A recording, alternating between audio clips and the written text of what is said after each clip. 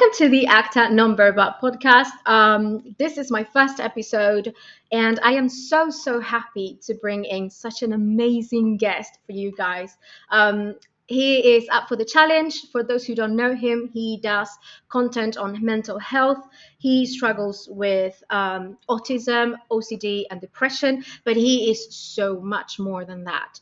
The reason why I wanted to bring him here is because Adam is the type of person that I feel like can help anybody. It doesn't matter if you are a neurodivergent person or neurotypical, meaning you don't have any, mental disorders like ADHD, for example, me.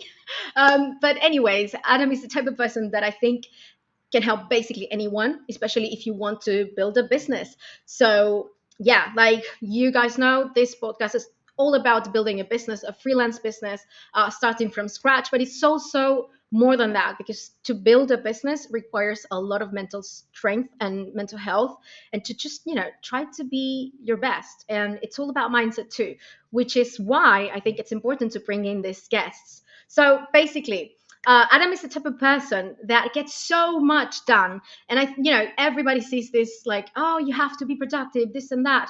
But this guy, like, seriously, he does too many things. First of all, I have a list here. So I'm going to be reading out because I'm going to forget.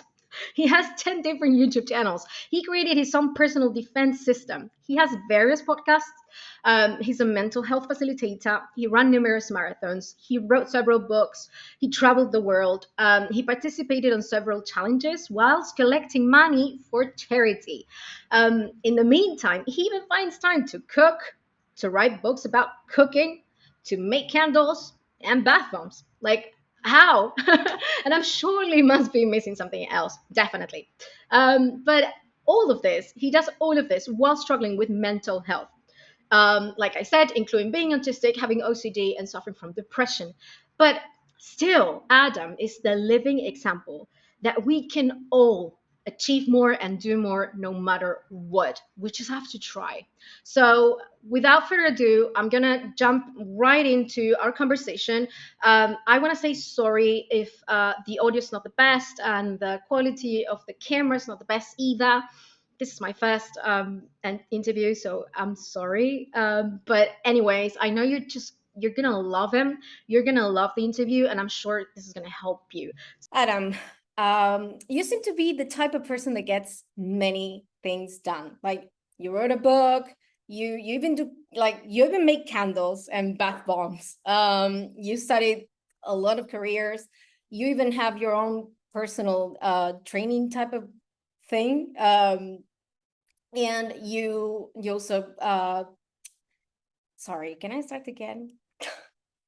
I would leave this in. I think actively viewers that are seeing this definitely agree with me. She should leave this in. This is her first podcast, and she's okay. I will. Scared now. So carry on. Come on.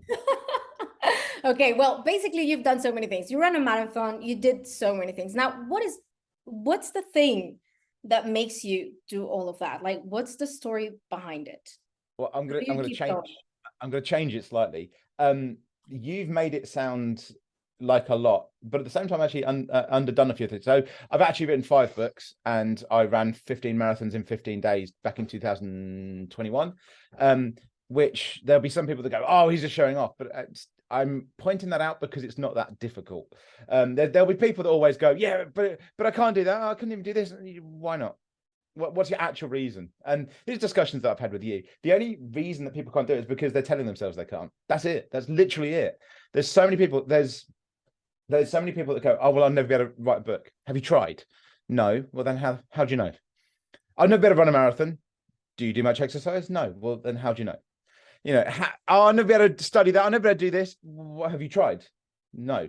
Well, then what's the point in saying it? Like, the easiest ones are, you mentioned about candles and stuff, and I do have some of them in the background that I've made. So I make beauty products because I used to be a chef back in the day.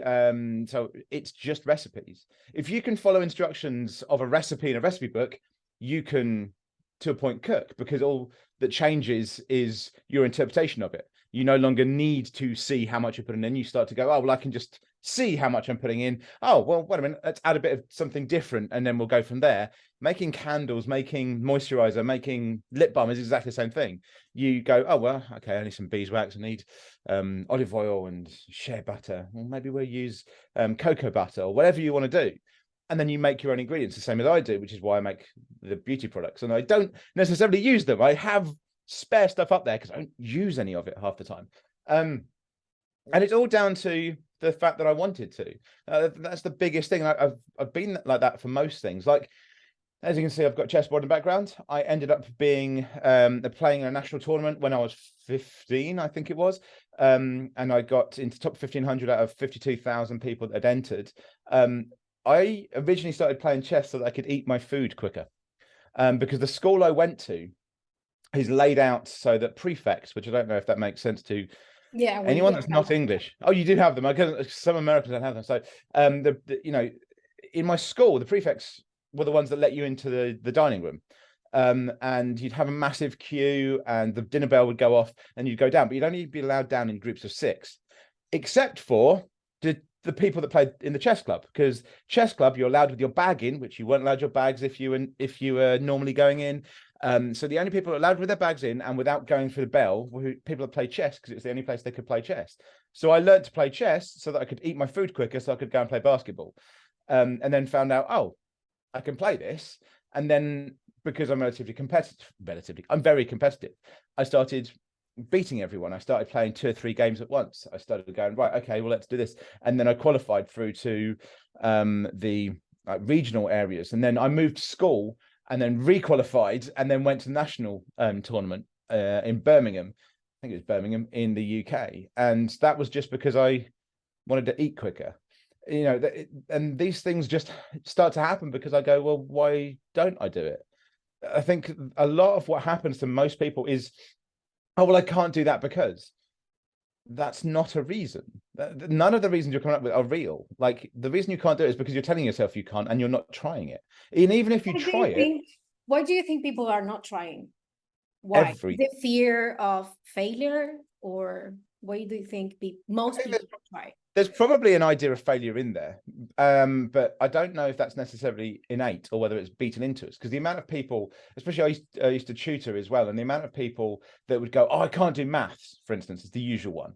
And then I'd start to lay it out in a different way that they'd learned. And they're going, oh, but this is really easy. I'm like, yeah, it's always been easy. It's just that your teacher told you couldn't do it, didn't they? And they're like, yeah. I was like, why did you believe them?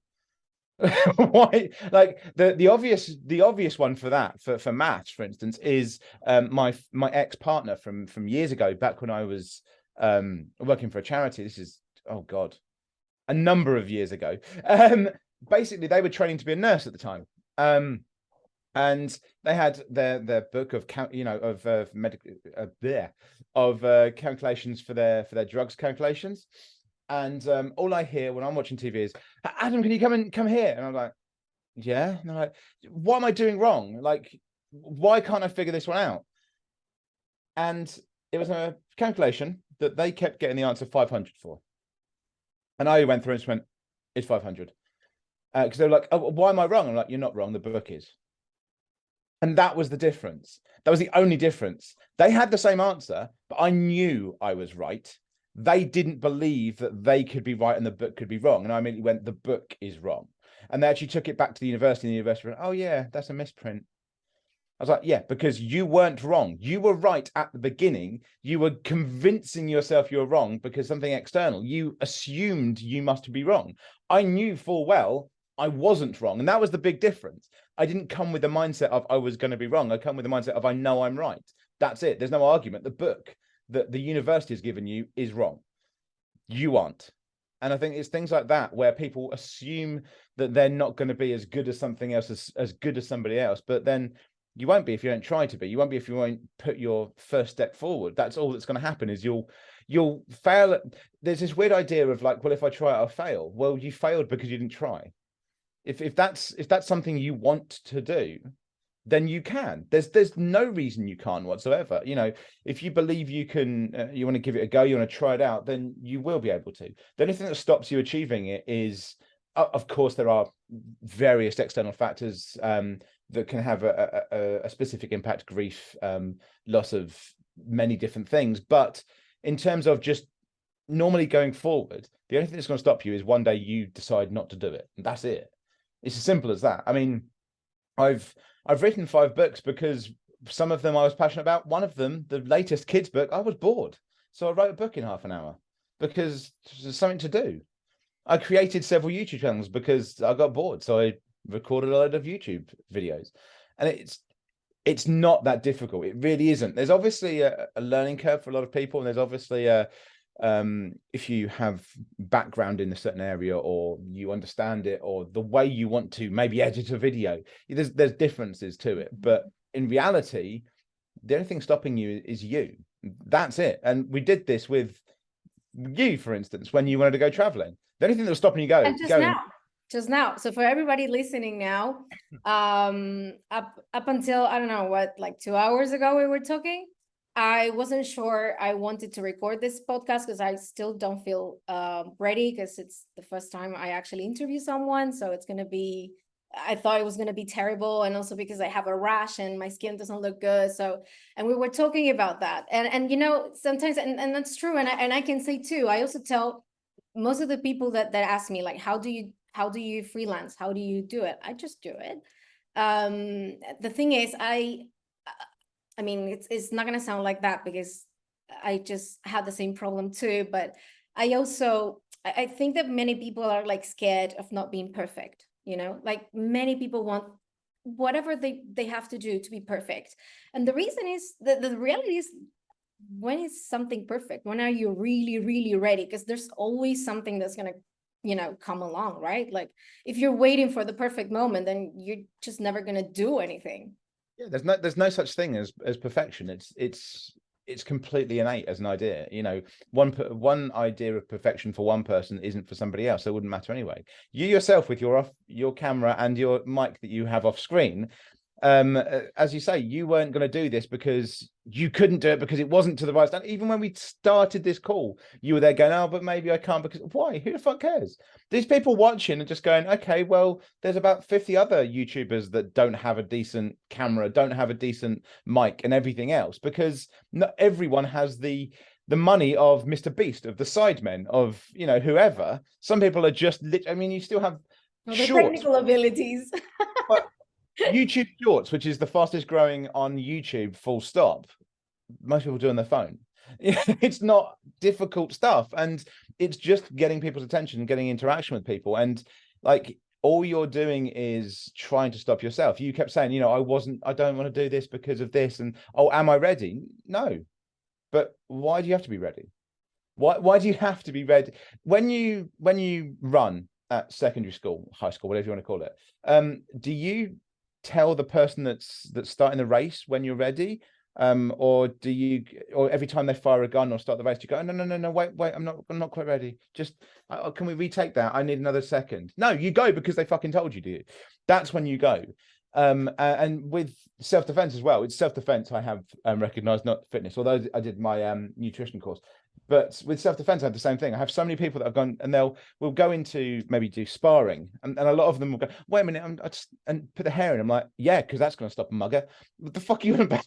Like, and with a lot of them, I will just hit them. I will just be like, no, I don't care about you being ready. Ready isn't a thing. And I think maybe because of the world I come from in terms of martial arts and self-defense, because I've been doing that since I was 4, there is no such thing as being ready. If someone's going to attack you, it's their choice to attack you. It's not yours. And so you're always on the idea of like, well, ready or not, it's happening. So I'm going to fucking deal with it.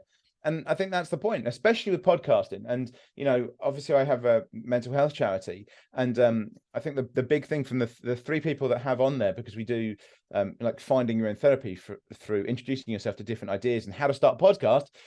There's myself, Lobel Spark, and RJ from Untapped Keg that are all, we've done a video on it, all have different approaches.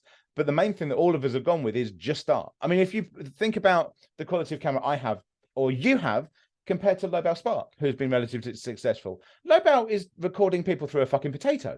Like, it doesn't matter. Can you see his face? Yes. Do you see what it looks like? Cool. Can you hear him? Cool. Done. That's it.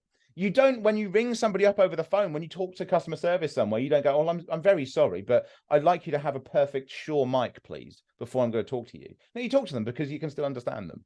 It's a really weird idea that we have to do everything. And actually, most of the time, the idea that we have to have all of the new equipment, all of the new everything, why?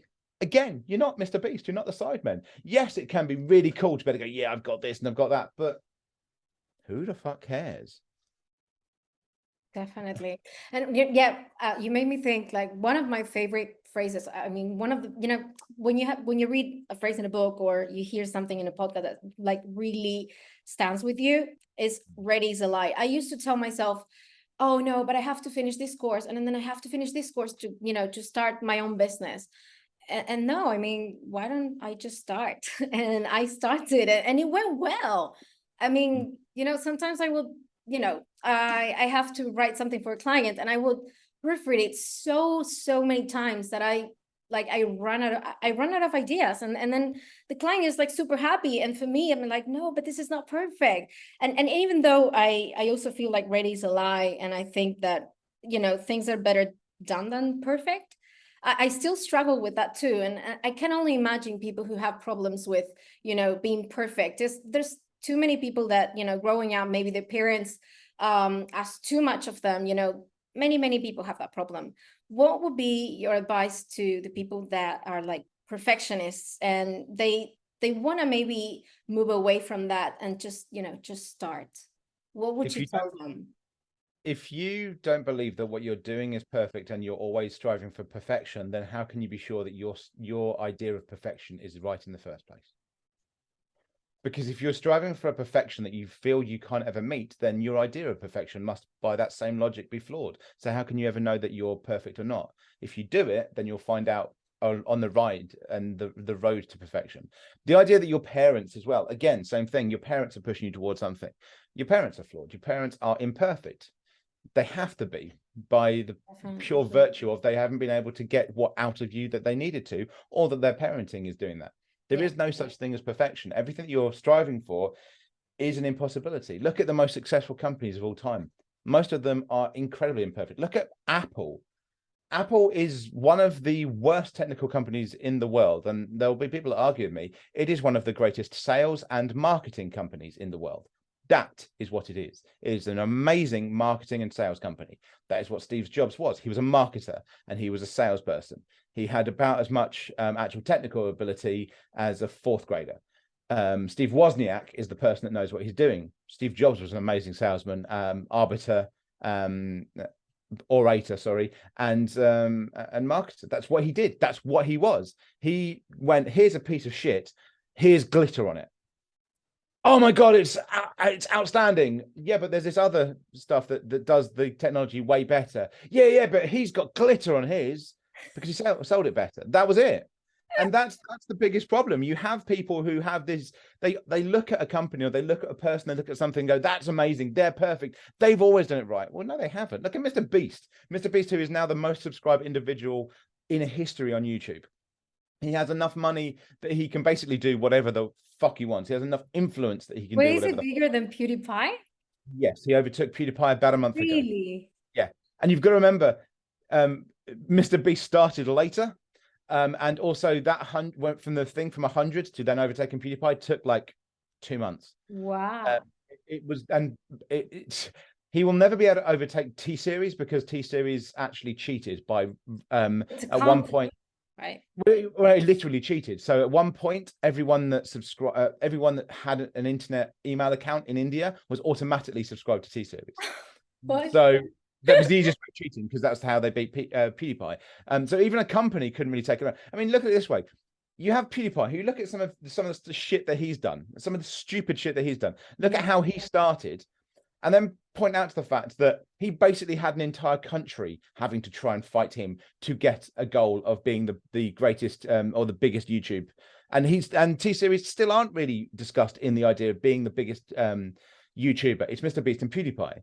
They had an entire country basically fighting for this place. Then Mr. Beast, look at his early videos. He did fucking nothing. I never watched them. Now you're making me curious. I never watched it. No, I mean, Mr. Beast's early stuff was when What he type of looked. content does he do? Mr. Beast? Yeah. Have you never watched any of Mr. Beast? No, Oh no. my God, I will guarantee you someone listening to this has. Mr. Beast, I'm a sure lot of times, a lot of it is philanthropic. He actually has his own philanthropic channel, which he actively has like food banks. The main thing that got him in the public eye was he had a company that said to him, oh, we've got in the background. He had a I company. wanted to see what he does. There was a company that came out and just went, we're going to sponsor you $5,000. And he said, if you give me 10,000, I'll go out into the street and give it to a homeless person.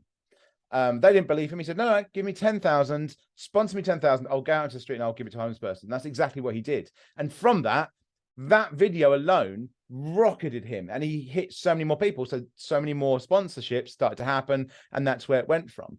But he, in his early days, had nothing. He went for so long not being able to do anything. So he never was perfection. He never was the top, but now he is the biggest individual YouTuber in history.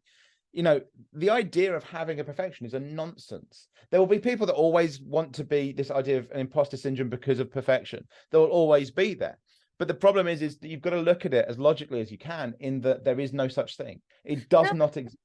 No, now that you bring that up, like for many people that, you know, even though they want to be perfect or whatever, they just go ahead, especially when you talk about business or freelancing, or starting a business or starting a channel or anything that, you know, is putting yourself out there. Even though they do it, they struggle a lot with like you said, with imposter syndrome. Why do you think that happens? Like, even though you're just putting yourself out there, you're trying, you still have that problem? Because you I kind of are. myself have it. So depending on what it is, you kind of are an imposter, because that isn't your job yet. You have given yourself a job role that you don't actually have. You know, suddenly you're a business owner and CEO. Well, yes, you are, but at the same time, you don't have any of the experience of it. You don't really have notions of it. And so it's not to say that that's a bad thing. I think people kind of point out as being, well, it's bad if I say that. I was like, well, no, you are kind of starting out. You're a chancellor at first, basically, is the idea. You know, most of the people that come out of university with degrees in whatever subject aren't experts in that subject, but, you know, people will treat them as if they are. Many times you'll get people that will say, oh, well, now I'm talking to someone that knows what they're talking about. No, they don't. Especially depending on the education system you've come from. They have no idea what the hell they're doing. But you start to grow experience and you start to grow understanding. So you always jump into it so that you can do that. I mean, the easiest one to then throw it back to you as a language person. How's the easiest way to learn a language? Is it to sit in front of Duolingo, or is it to go to the country and speak directly, continually with the people that won't let you speak anything else? Yeah. And what are you when you making a lot of mistakes? And but yeah, you make the mistakes and you are an imposter. You are someone who can kind of speak the language, but not really. You're chancing your luck. But then because you're there, because you are surrounded with it and you've done it, you become that person that you thought you were before. So you move into the title. The same as trying on new clothes. You buy bigger clothes when you're a child because you know you'll grow into them. So do the same with a business. That's all it is. Yeah. And it's interesting. I mean, the human brain is interesting because, you know, when you think about it, I mean, when starting, you're basically like faking till you make it. Like everybody who starts anything, like the first few times, you're just trying your best, right? But then the more you know, or the more experience you get, then there's also something called the Dunning-Kruger effect that hits in too. So, I mean, it's strange. And that's why I wanted to talk to you, because I think mental health and mindset is very important, not just for business or just for being a, you know, normal human being functioning, right? So, and I wanted to ask you about that too. So you make a lot of content about mental health. Can I ask you why you do it in particular? Who do you want to help, and like, what would you like to achieve? I mean, a lot of it is arguably selfish. I came from my own place of incredibly bad mental health, especially back in 2020 during the pandemic.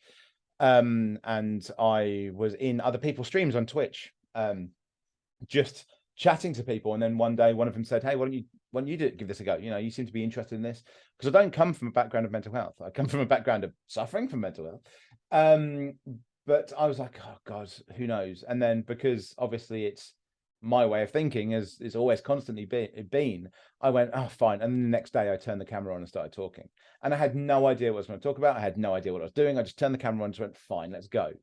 And I ranted for 2 hours about the film Rain Man and how bad it was. And literally it took one of the people in my chat to go, oh, that was amazing. I was like, what the hell are you on about? And they're like, you talked for 2 hours. I'm like, yeah.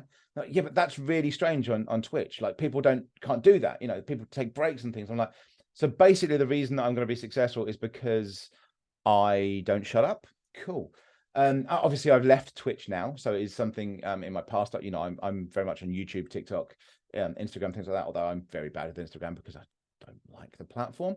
But you know, I do it because a lot of it is for me. I think a lot of it to reiterate to myself, but also there's the people that helped me at the beginning. There's constantly people that have issues with it, and I think I see so many people talk about mental health, but when they do it, they talk over it. They don't actually talk about the reality of it. They'll talk about something else. And so I think it got to the point where I just went, you know what?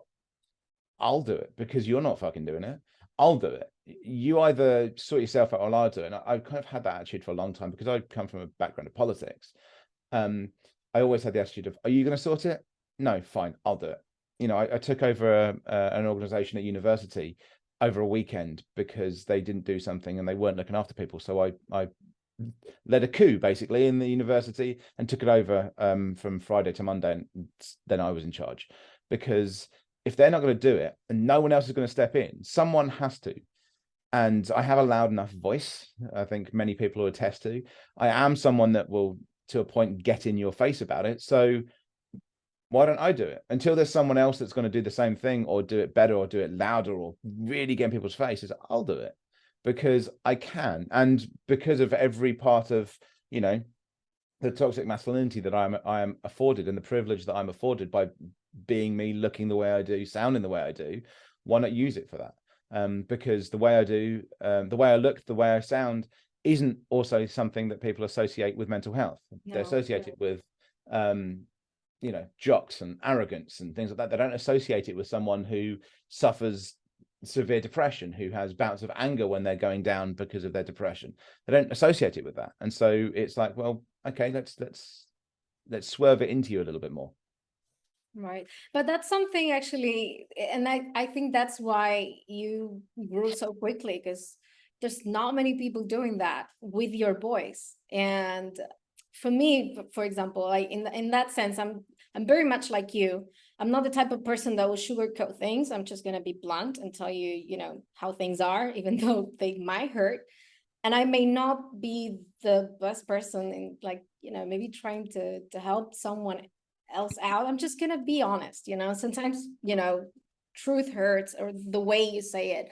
But I actually feel that for people like me and maybe like you, having these voices online help a lot, because, you know, we were talking about this before. Like, I mean, I don't know about you, but I've been to therapy so many times, so many different types of therapy. None of them work on me. Oh, but I know, no, I tried so many. But the thing is, I know that for many people it does. But for me, you know, just being nice and, you know, everything is going to be okay, like, that doesn't help me, because I know that it's most of the times it's not like that. Like, I know myself. So yeah, I mean, there are a lot of therapies out there, some of which would speak to you far more straightforward, far more humanistic, which is the way that you would describe it. And there are masses of therapies out there that do that.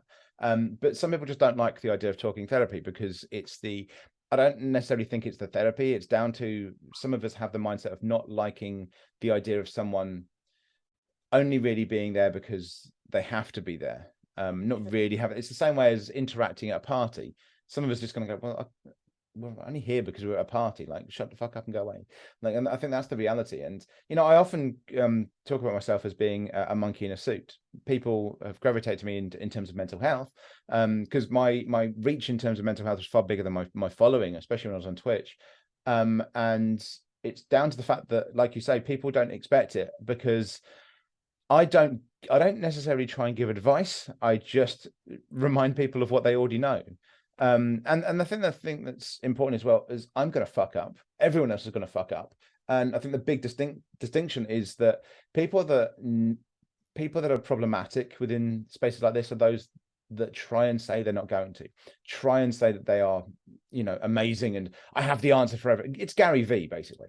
You know, have the answer for everything. It's like, no, you fucking don't. You know, I often say the fact that everyone's an arsehole. It's just whether or not I'm your kind of arsehole. That's it. That's the simplicity of it. And so I don't try and give advice. I just remind you of the stuff you already know. With you, for traveling, I didn't give you any advice. I just went, but that's bullshit what you just said. So's that. And I just reiterate what you already knew, what you already telling yourself, what you already wanted to do. I just took down the barrier and that was it. And I think for a lot of people, the idea of therapy associates with talking therapy, but we do have to be wary of the fact that therapy doesn't mean talking therapy. Therapy means anything that's therapeutic and helps you. So like I say, with the charity that I have, we have the idea of creating your own therapy, and that comes through maybe you enjoy meditation and mindfulness. Great. That's very much more traditional kind of alternative. Many people do. I do. Many others do as well. However, you may also be someone that also, for instance, likes to run like I do and do marathons and be like, right, okay, let's do that. Or a martial arts thing, which again, I like doing. So, right, hit someone, that's going to fucking help, you know. Or you're someone that goes, hey, I want to be able to write. Okay, cool, let's look at poetry. Or someone that wants to get into dance. And dance amazingly helps their therapy. We have one of our trustees, Leah, who is she's got a video on the website as well that talks about how she first went to swing dance and how that really helps her mental health because she was suffering agoraphobia beforehand, and it really helped ease her into it. So I think when we talk about therapies, we've got to think about the fact that we have control over those therapies. We have control over whether talking therapies will work, but we have control over whether anything will work. Because at the end of the day, it's not even really the therapy that's working or not. It's our interaction with that therapy that works or not. So I think that's part of it. And there's always telling people like straightforward and being far more, you know, down the line with it. But as long as people point out the fact of who they are, what they know, and everything else, I think that's far better. We should be discussing things with our friends, with our family, with everyone else, because they probably have a better idea of what we've been through to a point, and it could curb a lot of the other issues. Because you know, if you are having the day from hell and you don't know what to do, and suddenly out of the blue you get a text message from a friend, that next step that would have taken you down no longer exists because somebody decided to text you.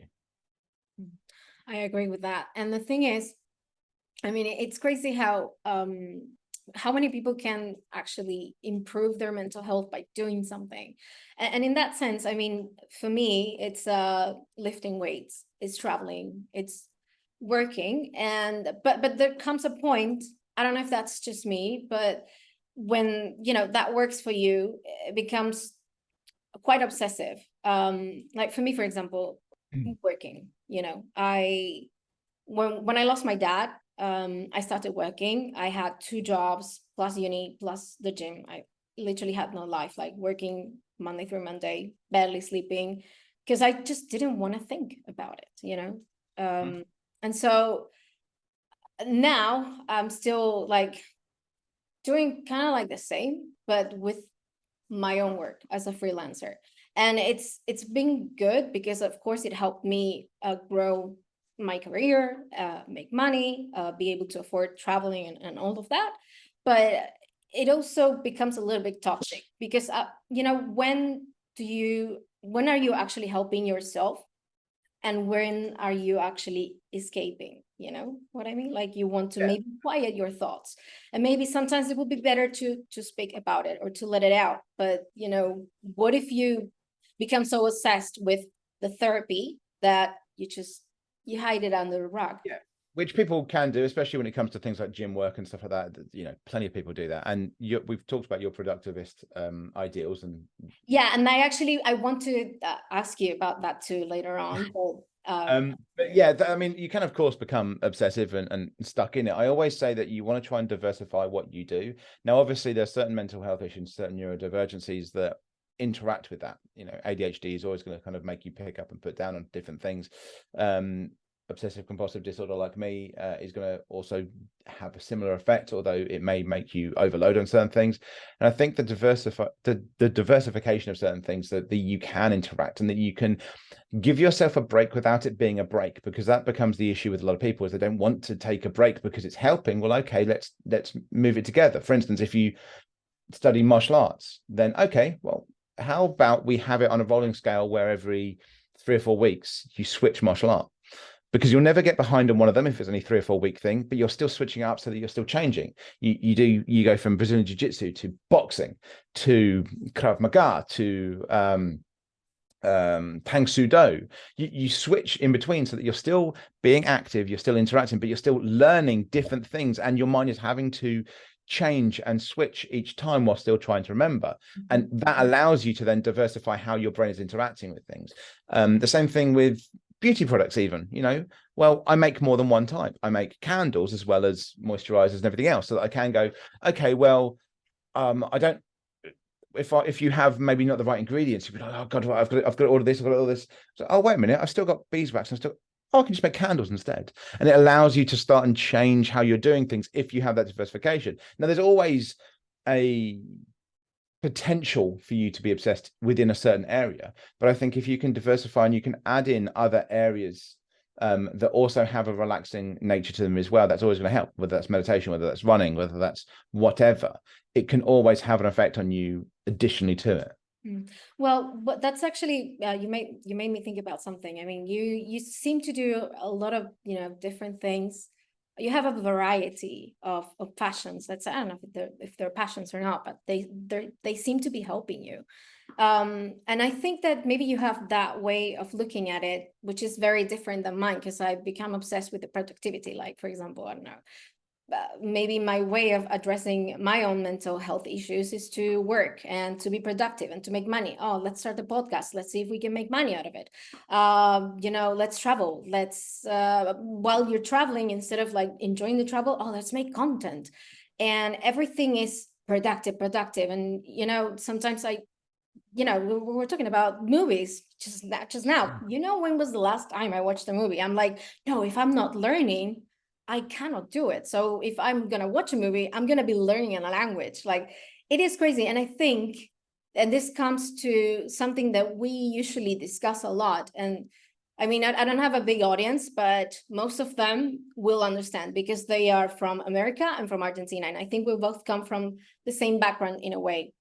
And what I mean by this is Americans are very productivity, like they're very ingrained with productivity, since they're like children. They, you have to be productive, And in Argentina, maybe it's because, they just want to get out of poverty, or they just want to make it big. They, like me, I mean, I didn't grow up in a family with a lot of money. I'm not going to say I was poor, but of course, I've always wanted to travel the world.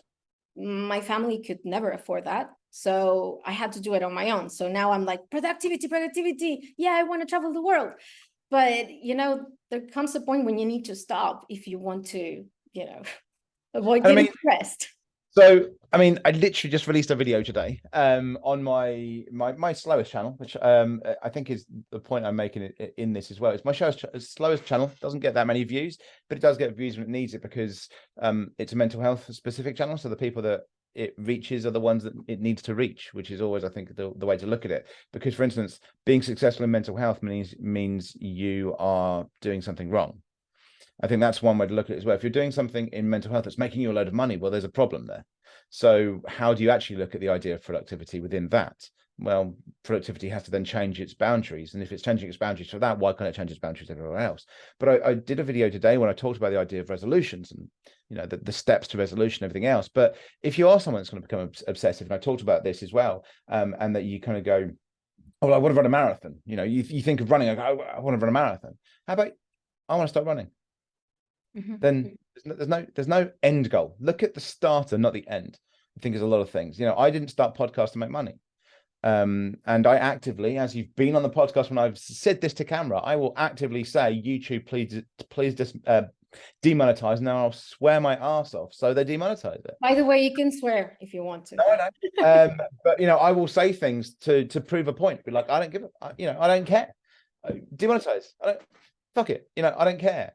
because that's not what it's for. It's to have those discussions. Now, I think you have to look at things by, especially if they're for your own therapy moving forward, for your own personal therapy moving forward, then you've got to look at the start and not the outcome. I want to be able to exercise more. It doesn't turn into I want to go to the gym all the time. It goes, I want to get off my ass.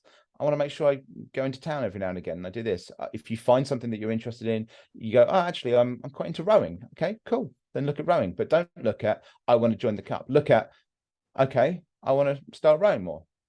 Don't look at the outcome. Look at the input, because that's where you're gonna lie for a long time. And it may be that you just are fantastic at something that you do, and it suddenly becomes something that has a productivity analysis along with it, because you just can't avoid it. It's, you know, it's like being a heavyweight champion boxer. You are always that good, so it's hard to avoid beating the shit out of everyone every time you have a match. But it's still something that you don't go into it for that. You go into it for something else. You know, there's many people that went into martial arts and boxing. Muhammad Ali went into boxing because someone stole his bike. And so he wanted to be able to, next time somebody tried it, to be able to defend himself and keep his bike. And he is known as the greatest of all time. So for people like that, of course, there will be an offshoot where you can't avoid being the best. But again, for people like Muhammad Ali, he was still known as the greatest. If he wanted to keep his title, he would have fought in Vietnam. Productivity wise, it was the wrong thing to do to fight in Vietnam. Morally, for him, he couldn't. And so because of that, he had his title stripped away from him. It's the same thing in terms of productivity. He had it stripped away from him because he wanted that to be his legacy and his memory, not for the idea of just, I am the guy that has this over their head. And I think that's the thing for a lot of people. You don't fight for that title. You don't fight for that idea of being the best, because, as we said, it's not going to be there anyway. The idea of productivity is such a nonsense. It's also the reason that America is not a capitalist country by any stretch of the imagination. It's a productivist country. Much of the things that people always point out of being capitalist are just not. They're productivist. For instance, the idea of looking after one's staff, giving them time off, helping them move along with things like that, are all capitalist ideals. Yeah. And Henry Ford, who is in himself a piece of shit, but is held up as the grandfather of, you know, production lines and all this, which of course he's not. It was actually in Japan that started, but he took the moniker of it. He actively in the workplace fought for people to be given a weekend, and he gave all of his staff weekends to spend with his family, with their family, and to be able to increase the productivity. Well, it increased the productivity for him. It increased their betterment, though. Exactly. That was the difference. That's the difference between capitalism and productivity. Productivity goes, there's another 5 people if this one leaves. Capitalism goes, yeah, there's another 5 people, but they're not going to be as good. This person has worked for me well. I will look after this person, because then they'll help me. If I help them, they'll help me. It's much more of a you scratch my back, I'll scratch yours in capitalism, whereas productivism is not. It's this idea of just keep working, and it doesn't work. The idea that America is the richest country on earth is a lie, but per capita, it's not. Switzerland is by far. I think America is, I think it may not even be in the top 10. In terms of resources and riches, that would be Saudi Arabia, you know, but it tells itself that because it has to be the most productive. Yet it fails on almost everything. Well, I think, like you said, with Apple, they have good marketing. They get a way of doing it, but on in every conceivable scale, all you're doing is beating yourself in the ground. For what exactly? If you're being productive for who? Yeah. If the idea is I will keep working, I'll keep doing this, the American dream kind of idea, okay. But then even the president has to step down at some point, because you only have an 8-term maximum. So what do you do after that? Mm-hmm. How does the former president of the United States become productive exactly? Because they've done literally the most they could do by being president. Where do you go from there? Do you become UN Secretary General? Okay, again, there's a term limit. Every highest thing of every job has a time at which you have to step down. Do you be productive in your retirement? How does that work? You count how many bits of wood you're going to chop through. The idea of continually associating yourself through productivity simply doesn't work. For your own peace of mind, for anyone else around you, for the company that you may run, for you yourself, it does not work. Capitalism, for me, is my idea in capitalism is I am a capitalist. Absolutely, I'm a capitalist. I'm not a socialist. Although there's the lie of Europe being socialist, which is nonsensical. or the idea that anyone outside of America is somehow not capitalist, even though the richest man on earth, who is now an American citizen, is of course South African, which is Elon Musk. So I don't know quite how that works. But I have no issues. I do have issues with capitalism because it has its issues, but I have no qualms with it being there in some form. Productivism is the problem, because productivism forces you to be something that is impossible. It only looks at a product, it doesn't look at the individual, and that's where we start to have issues. Burns out the individuals, and that's why I actually wanted to bring up this discussion, because so much of the content that you see online for freelancing and starting your own business and all of that is just grind and hustle and you sleep when you're dead. And it's crazy because when you look at it, they're all Americans, and it doesn't work like that. It doesn't work like that, because then you burn out, and then that's your business. Bye. It's such a strange idea as well, because some people will argue, well, I'm building a legacy for my children. Okay, so are you expecting your children to not work then? Because that's the only reason to build that legacy. And if you're expecting them to not work, so what happens to their kids? Or if you expect them to work, what was the point of the legacy if they're going to do the same thing? Right. There's the idea of this continuing productivity roller coaster that you're on and your family's always on it's a nonsense. One person has the fortune, the next in line uses the fortune, the third in line loses it. Yeah. And so that will not work anyway, unless you have some kind of inherited wealth, at which point somebody in that chain is not productive. But of course, you've lived to the idea that you should always be productive. So your own idea of your own legacy and continuing growth for your family is counterintuitive. It doesn't work against itself. So this idea of productivity simply doesn't work. And it also shows in how you see the idea of productivity. Because if you are the unit of productivity, what exactly is your productivity? Because your productivity output should also equate to parts of you, and that includes things like your mental health. And so if one massive leap to one side completely shuts down something out, that's not productive. Think of it in the same way as you would do a machine. If one thing is being overloaded because one other part along the line is working on overdrive, that's not productive. That's dangerous. It's not going to work. It's going to burn out at some point. It just shuts down. That's less productive. That's less productive as a human being, because of course, if you're shut down, what use are you at that point? If you're only looking at yourself as a product or a conclusion to a product, it doesn't work. And so you get so many of these grind, but actually it's always amusing because of course for those things you'll see on YouTube, you also have IQ. Is it IQ or something like that, which is one of the tools to help you grow on YouTube? It's something like that. And it literally tells people how to do it. It's one of those things that actually plugs in. It's a plug-in for your internet to show you who you're up against. The point they always make is you could actually help yourself grow by deleting content. You could help yourself grow by not posting so much. Like everything that you will be going, no, grind. It's all bollocks. It's all bollocks. It just doesn't work that way. The idea of, for instance, if we look at YouTube, I'll put something out every single day. Does anyone want to watch what you're putting out? Does anyone want to interact with that? No. Well, then what does it fucking matter? Mr. Beast, for instance, as we spoke to earlier, doesn't put up a video every other day like he used to. He puts one up every 3 weeks, 4 weeks, whenever he feels it's right. And he has spent £1 million on videos before and then not put it out because he thought it was crap. He did it with Ludwig. Ludwig, who's another creator, was a Twitch streamer, now a YouTuber, although YouTube streamer as well. And he spent $1 million on the video, and just gave the footage to Ludwig. He's like, this isn't any good for my channel. You can have it if you want. And he didn't put it up. And by the idea of being productive, well, that's the thing. Well, Mr. Beast is one of the most successful, the most successful YouTuber of all time. He gave away a $2.5 million jet just for the fuck of it. And his reason and his only condition was whoever won the jet had to give it away, because it was for YouTubers in England when he came over. And one of the sidemen won it, in fact, called Harry. And so Harry gave it to his brother and sister. And so he gave away a $2.5 million jet because he can. But for that video, for many other videos, he actually loses money. He's talked about the idea he loses money, but he earns a lot more on other things. His productivity isn't down to one specific way of thinking. And that way of thinking is one that's generationally wrong. It's one of those things that you have the idea of, well, I have one career for my entire life and that's going to be it. That's not the case anymore. That's not reality. And it's the same thing with the productivity. It was never right. And it's only now that we started to realize it.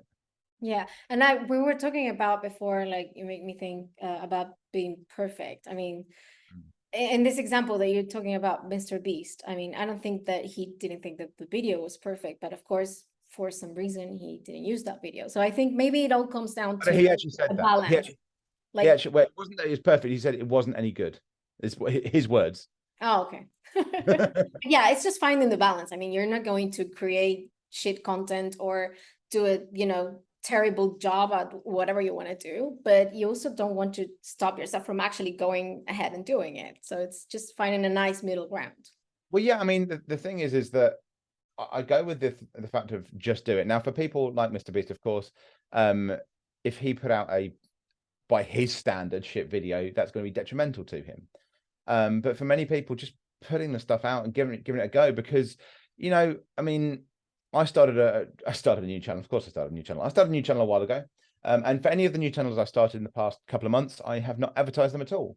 For many of them, some subscribers aren't that high. However, the watch time and the interaction with the views is what I would want on a channel that has far more subscribers.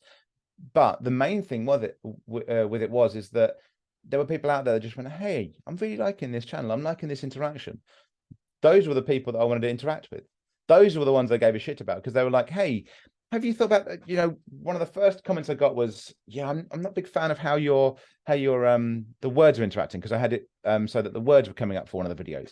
And I don't like it. It's a bit distracting. I was like, okay, cool. But right at the end of that was, but I really love this. I love this. Good luck with the channel. And I think that should be what we look for. If you look for people that are enjoying it, because why are you doing it? Are you doing it because you enjoy it? Are you doing it for other people to enjoy it? Are you just literally doing it on the idea of, I'm going to make money out of this? Like all of those things that think that ChatGPT can do it, despite the fact that Google, for instance, can of course find any of that content and delete it, or say that it's copyrighted because it has that detector. It's not that straightforward. And if you're doing it just for that, then it's pointless. Where's the any kind of passion in what you're doing there, especially when it comes to YouTube? So I think the good thing with things like YouTube specifically, looking at that, when you're making any kind of content, is you do it for a person that you create, and that person is usually you. You enjoy your content. That's going to make it a lot easier to make. That's why people like Mr. Beast can have those times where he goes, no, I don't like it, because it's made for him. It's made for him because he is the people that he's making it for. The sidemen are a group of mates, so they do the stuff that they love, and they will be like, well, fuck it, we're just going to mess about. They have a more sidemen channel, this is their second channel, which has about 8 million subscribers, and that's half the time them just fucking around on GTA, or them, they're just going, yeah, just taking the piss out of each other, because that's something they enjoy. And I think that's the biggest thing, and you really can see it in the bigger creators as well, is that maybe they started off differently. And again, look back at the old stuff from Mr. Beast, look at, when people are trying to grind, yes. But when they get successful, you realize, oh, wait, it was because you just started being you. You started making. They start enjoying it. They do what they enjoy. And and I think that's a big thing. Yeah, and I also think that on that note, it's crazy because you say like, yeah, when if you're gonna make content out of money or or what, but to me it's like I don't believe in altruism. I think we all do what we do because we obtain something out of it. Whether that's if you help someone, it makes you feel good about yourself, or it makes you feel, or you want to live. For example, in my case, I'm going to tell you why I make content about how to freelance. It's a little bit, someone would say, oh yeah, she's helping people. No, I'm helping myself. And I'm going to tell you why. I live in a country where there's not, there aren't many jobs, right? And people get paid a really shitty salary. I don't want to live in that kind of country. I want to live in a better country. I'm going to do whatever I can to make it a little better. I don't know, and it helps. Maybe, of course, it's not gonna make a big difference, but hey, I'm gonna live in a better country if more people have access to an actual job, or they make better money. it's going to help my country in any way. So why not? Why wouldn't I make content about it? You know, if I can help someone live a better life, why not? And on the other side too is my father, he used to work a lot. Like he had 2 jobs. He wouldn't stop working ever. So I think that I got that, you know, work ethic from him. But it breaks my heart because like he passed away, listen to this, 1 month before retirement.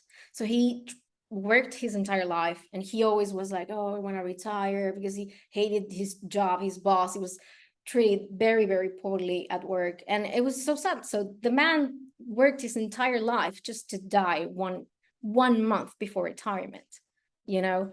And I know that, you know, what if, you know, he lived in another, you know, another moment in life when you can work from home, you know, you can do these things. So for many people, mental health, at least for me too, is, you know, I don't particularly enjoy the 9 to 5, you know, working at an office. I don't think it's good for, I don't know, but for neurodivergent people, it doesn't sit very well because, you know, corporations and all. But I'm not gonna lie, I'm a capitalist too. I love money. I love making money. I think, you know, it's not about the money. It's about what you can do with it. Well, I can travel. I fucking love traveling. So, you know, so basically the thing is, I'm doing this content because I want to see if I can help in a way of like, I'm helping my dad, but you know, he's gone, but I don't know how to explain it, but it's selfish. In the end, it's selfish. So yeah, I mean, I would separate the idea of self. I think self-care and self-understanding, self-compassion is not necessarily selfish. It's just that we've decided that is the word we want to use. Just because something is helpful to oneself does not mean it is selfish. Turning on your light first, which is my moniker from mental health, does not mean you're being selfish. It means actually that from turning on your light first and looking after yourself, you're actually in a better place to help out. That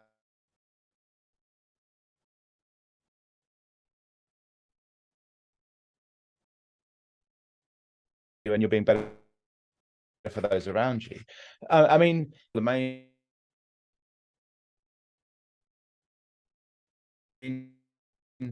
you work 2-3 jobs at a time. Why? So that you only have to work one. yeah. So just work one. And I know that sounds patronizing as fuck, especially for in America, where there's a massive issue with pay and things like that. You don't have minimum for jobs, but that one can be one that you've created yourself, that you're passionate about, that you have some drive for. And it's this idea that you can do so much with what you have. When you're going, I want to do this, so I'm going to hustle every day and do this. I'm going to have a side hustle here. Okay, is one of those side hustles your actual passion? Because if it is, maybe look at diversifying in that. Maybe branch out from there. Because if you're needing to side hustle and you need to do 50 jobs just so that you can have the opportunity to only work one, there's a problem, and that's a systemic problem that you need to deal with, because you shouldn't be having to work 50 to be able to work one, or to work 50 just to retire. There needs to be something else to it. And at the end of the day, if you working 50, 100 jobs, whatever, stupid amount, because one day you'll be okay and you'll be able to retire fine. Yeah, but you could have spent time with your kids and not gone to Disneyland. Okay, oh, we're not going to Disneyland. No, but I'm actually here this weekend to be able to talk to you, to be able to interact with you. It's the, although I disagree with this this tale, because I actually like the I think he was kind of right, but it's Scrooge from Christmas Carol. Yeah. There's the bit where he's with Belle in most adaptations as well, where she's constantly talking about the fact that we will never have enough money to marry, because you are always looking for a goal that is one that you've set yourself. There's always, we need more. There's always, I'm not doing as well as I want to. Well, if you enjoyed your life, if you got married, if you had children, your life would take a completely different perspective. And actually, that's far more rewarding to you than the money's ever going to be. Yeah. Yeah, you're right about that. And now that you mentioned the passion and, doing something that you actually enjoy instead of like having 3 jobs at once. So what would you say? Because I think when I talked on your podcast, we talked a lot about self-discovery. And I think that Because it's easy to say, yeah, just, you know, find your passion and work and do that. But so many people don't even know what their passion is. And what you know, what advice would you give those people? You know, how do you get to actually know yourself that much to know, okay, I enjoy this to a point where I could actually do this for a living? I mean, I always find it kind of strange when people go, I have no passion, because I'm always like, you will do something in the times when you don't think you can do anything.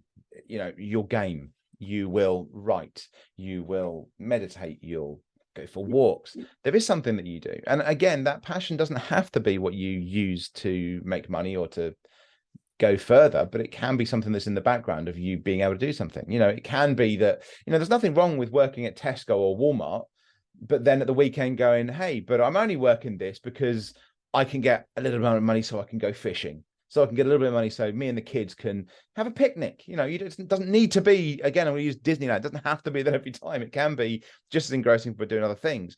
And I think having that passion is alongside everything else as well. It doesn't have to be the thing you work towards, because again, we don't have to be productivists, and if we're not going to be productivists, it's fine to work at Walmart. And so that's the point to think about as well. But in terms of finding what you have that interest in, to finding what you think will bring you forward, if there is not something that is shouting at you, then that is not something you should necessarily go into. It is kind of as simple as that. If there's not something that's shouting at you, you should absolutely, oh my God, this is amazing. Oh, I've just found, then why would you throw yourself into it? Why would you try to discover something that isn't discovering you? You know, it's like the very overrated Harry Potter films. You know, the wand, you don't choose the wand chooses you. It's kind of that straightforward. If it's not something that is jumping out to you, then why would you try and go into it? Because again, you'll have the same issues you would do with any other job. If your idea is, well, this is going to make a lot of money, so this is the one I'm going to go into. Yeah, but work at Walmart, become a manager, become an area manager, you know, why put yourself out into something that's going to destroy you when you could do similar?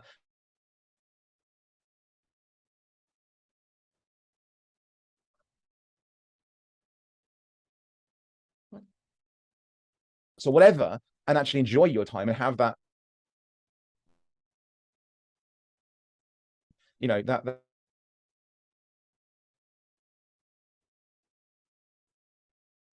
actually, hey, you're looking for a passion and you just want to try out some hobbies.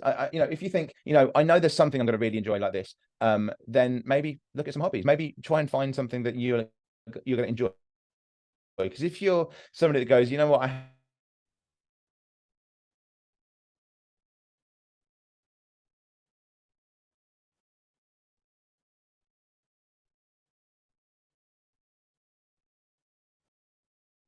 right, and test that out. And so that might be something that you decide by looking at hobbies. And so I think it all depends on how you want to interact with it. And if you're interacting with it purely on the idea of money, that will always fail you. If you look at it as pushing for your own hobbies, discovering hobbies, I think that's far better way of looking at it, because any of the get rich quick schemes, they don't work. Crypto has kind of shown itself up. Although there's plenty of crypto pros that will try and disagree with me, but I've always said that crypto is a gamble. It's exactly the same as playing on the roulette table. You know, it's proved itself over and over. You have so many of risks that you can get held into, and the problem with them, they're not passion really. Wait, you're actually what you built up through them. Can you hear me? It's crashing a little bit. Okay. Yeah, I can hear you. I don't know. Hopefully it's come out of the recording. Hopefully people have understood what I said. Hopefully. Yeah, I mean, if you're in that business, yeah. If that's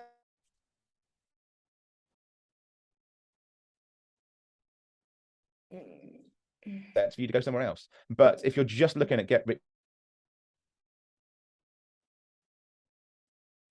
and that could be passionate, don't just think, I will.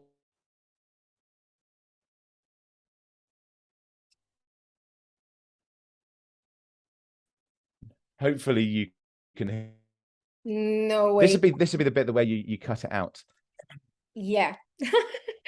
Oh my God. I don't know if whilst it was recording, it got your voice, but now you're frozen. I'm probably frozen. Okay, but you can hear me. Well, no, you're not frozen for me, but you'll see when you listen to it back. If not, I actively encourage you to put this onto YouTube as well as everything else, because I think that is also part of the way that we're discussing things, is that you need to show people that there are times when things go wrong because of your internet, because of whatever. The only time I've ever cut something out of a podcast was when somebody went to the toilet and I couldn't be asked to riff for 2 minutes. That's it.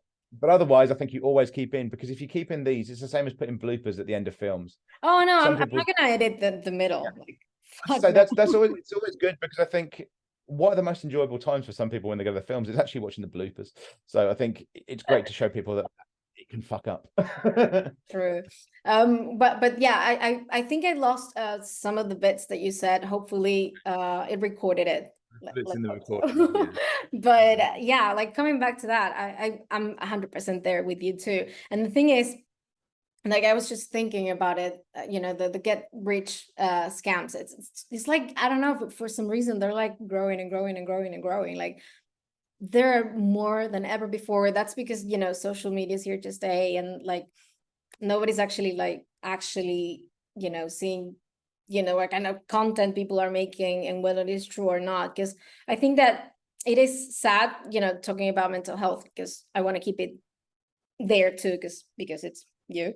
But how detrimental that is for some people, because I look at it, I mean, from someone coming from a country that is poor. I mean, I can only imagine someone who has like no money. I'm gonna tell you, for example, here in Argentina, it is crazy because this guy that is like famous, and he talks about crypto, and he's like an influencer, but the guy's like, he's so fucked up. Like he's so fucked up. He says he's like a classic liberal, but he's actually not, because he defends Putin, and he got all of his followers to buy Bitcoin, and now they fucking lost it. Like they lost a lot of money because of this dude. So it's crazy how many of these people can end up ruining people's lives. Like how many people, maybe people who, you know, sold a house because they thought that they were gonna make it big. It's crazy. It happens a lot. I mean, it's one of the main reasons when I was a Twitch streamer, for some people that maybe recognize me, I don't know if we have an audience that overlaps, but I would actively tell people off if they gave me money on Twitch. I didn't accept donations. I would do month or two where I was doing it for charity, and so everything that came in went to charity. But if that logo of the charity wasn't there, I would tell you off. I banned people. I timed them out because they dared to give me money, because it's not what I'm there for. You know, especially when you're talking in terms of mental health, I don't believe you should be making money out of it. And again, it goes back to that moral question that I said before. But so many of the get rich quick schemes, I think, come down to this, an answer for productivity within a productivist world. And that's the thing of like, well, yeah, you need to be productive. You need to make a load of money. Well, look, if you just do this, it's going to make you money straight away.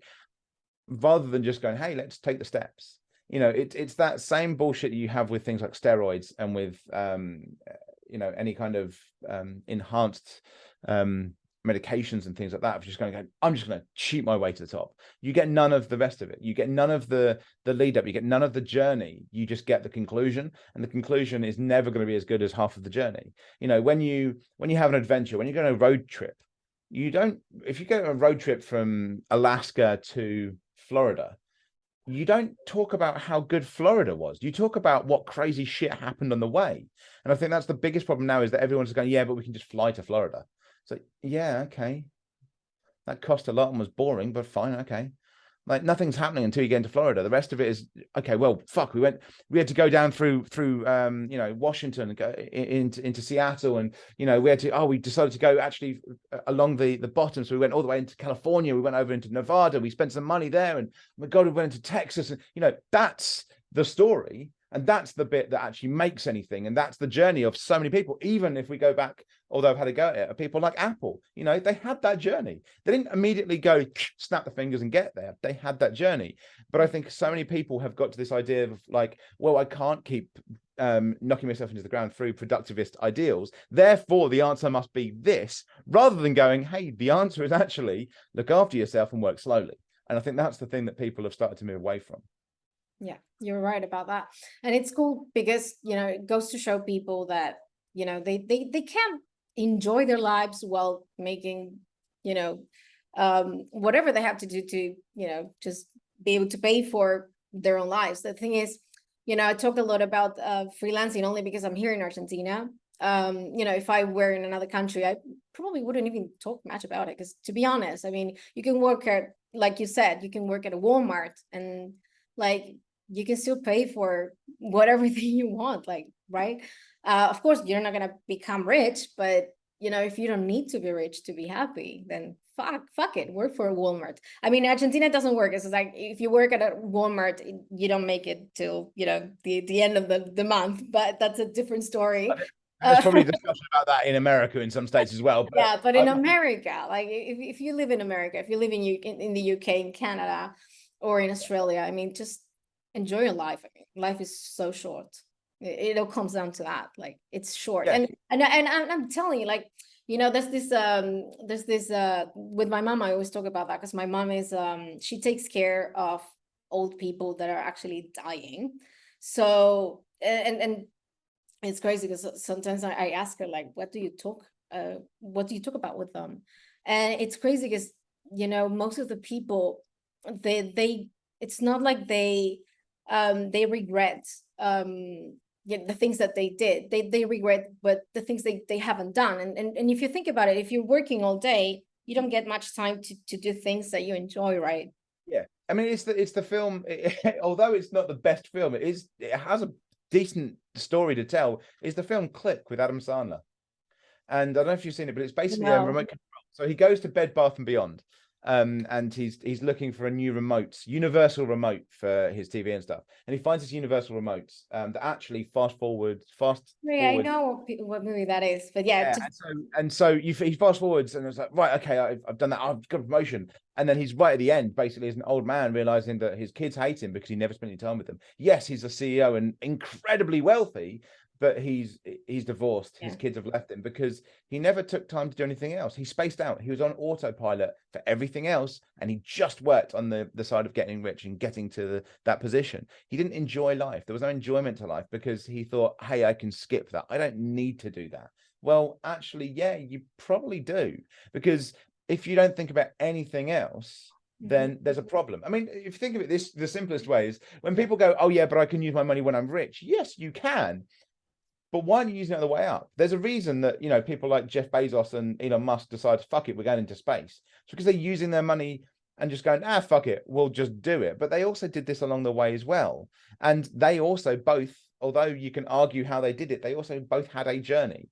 They didn't just randomly, you know, buy a crypto and get there. They had the journey along the way as well. And they've done things that they can now not have to regret, because you can do something and go epically fucking wrong, but you still tried it. You still went, fuck, okay, well, I can do, you know, it's that idea of like, you can get incredibly hurt doing something, going, but I fucking tried. You know, for instance, I've bungee jumped, I've done running with the balls in Pamplona, I've run 15 marathons in 15 days, I have rowed for 26 hours and 26 minutes, I have done 30 miles running, 30 miles rowing, 30 miles cycling, all in 17 and a half hours. I did these things because I could and because they were doing something. I managed to travel basically across 2 continents for free. These are things that I'm not going to regret doing. I may have regretted if there was something else going on in my life, and I did them instead of it, then there's reasons for regret. But those are not journeys and things that I've done that I'll regret. The fact that if I hadn't have done them and I've had the opportunity, then I'm going to regret it. I've had the chance to climb Kilimanjaro 3 times. One of them, I had a reason to not go, and I would have regretted it the other way round. But the other two would have been potentially embarrassing or problematic for discussions within it. But in reality, I could have still gone. And that's why I regret it. And that's why one day I will absolutely climb Kilimanjaro, because I don't want that to be the thing that I regret, because I already know now that I would start to regret it. So if you've got those opportunities, if you've got that interaction, do it. Don't just go, yeah, but I can work another weekend. Yeah, but you can also spend time with your kids. You can also go with your partner and have a picnic by the, you know, in a meadow somewhere. You can, you know, depending on where you are in the world, if you're in England, for instance, which has incredibly cheap flights to different countries, hey, you can go to Austria for the weekend. You can go to Paris, to Rome for the weekend. you know, you can spend that time doing stuff that you will not have to regret because you'll enjoy it. Yeah. And about that, like, I find regret a very interesting feeling, you know, a very interesting emotion, because it teaches you a lot about yourself. Do you have any regrets, and what did you learn from those regrets? Masses of regrets. I think everyone does. I think if you don't have regrets, there's something's gone fucking wrong there. Yeah. I think a lot of regrets are times when I've been self-destructive, though. They're times when I've actively almost wanted to have a go at myself and not known where I was in my own head, not known what I was doing, not really thought about things properly, and they've been self-destructive towards me. And so they've been regretful for generally because of the hurt they may have brought to other people, you know, especially in my 20s. You know, I've always said that every crazy ex that you can ever mention, you were their crazy ex too. You know, you're always the bad guy in somebody else's story. And I think that's something that we should always look to improve on, or have a regret of, that we were that. However, of course, that then dictates you hopefully not being a bigger dickhead tomorrow. You know, every day you're hopefully a little bit less of a dickhead than the day you were before. I think when you start to think that you are, you know, pure white snow, then there's an issue. When you think that, you know, you can do no harm, everything you do can have an impact.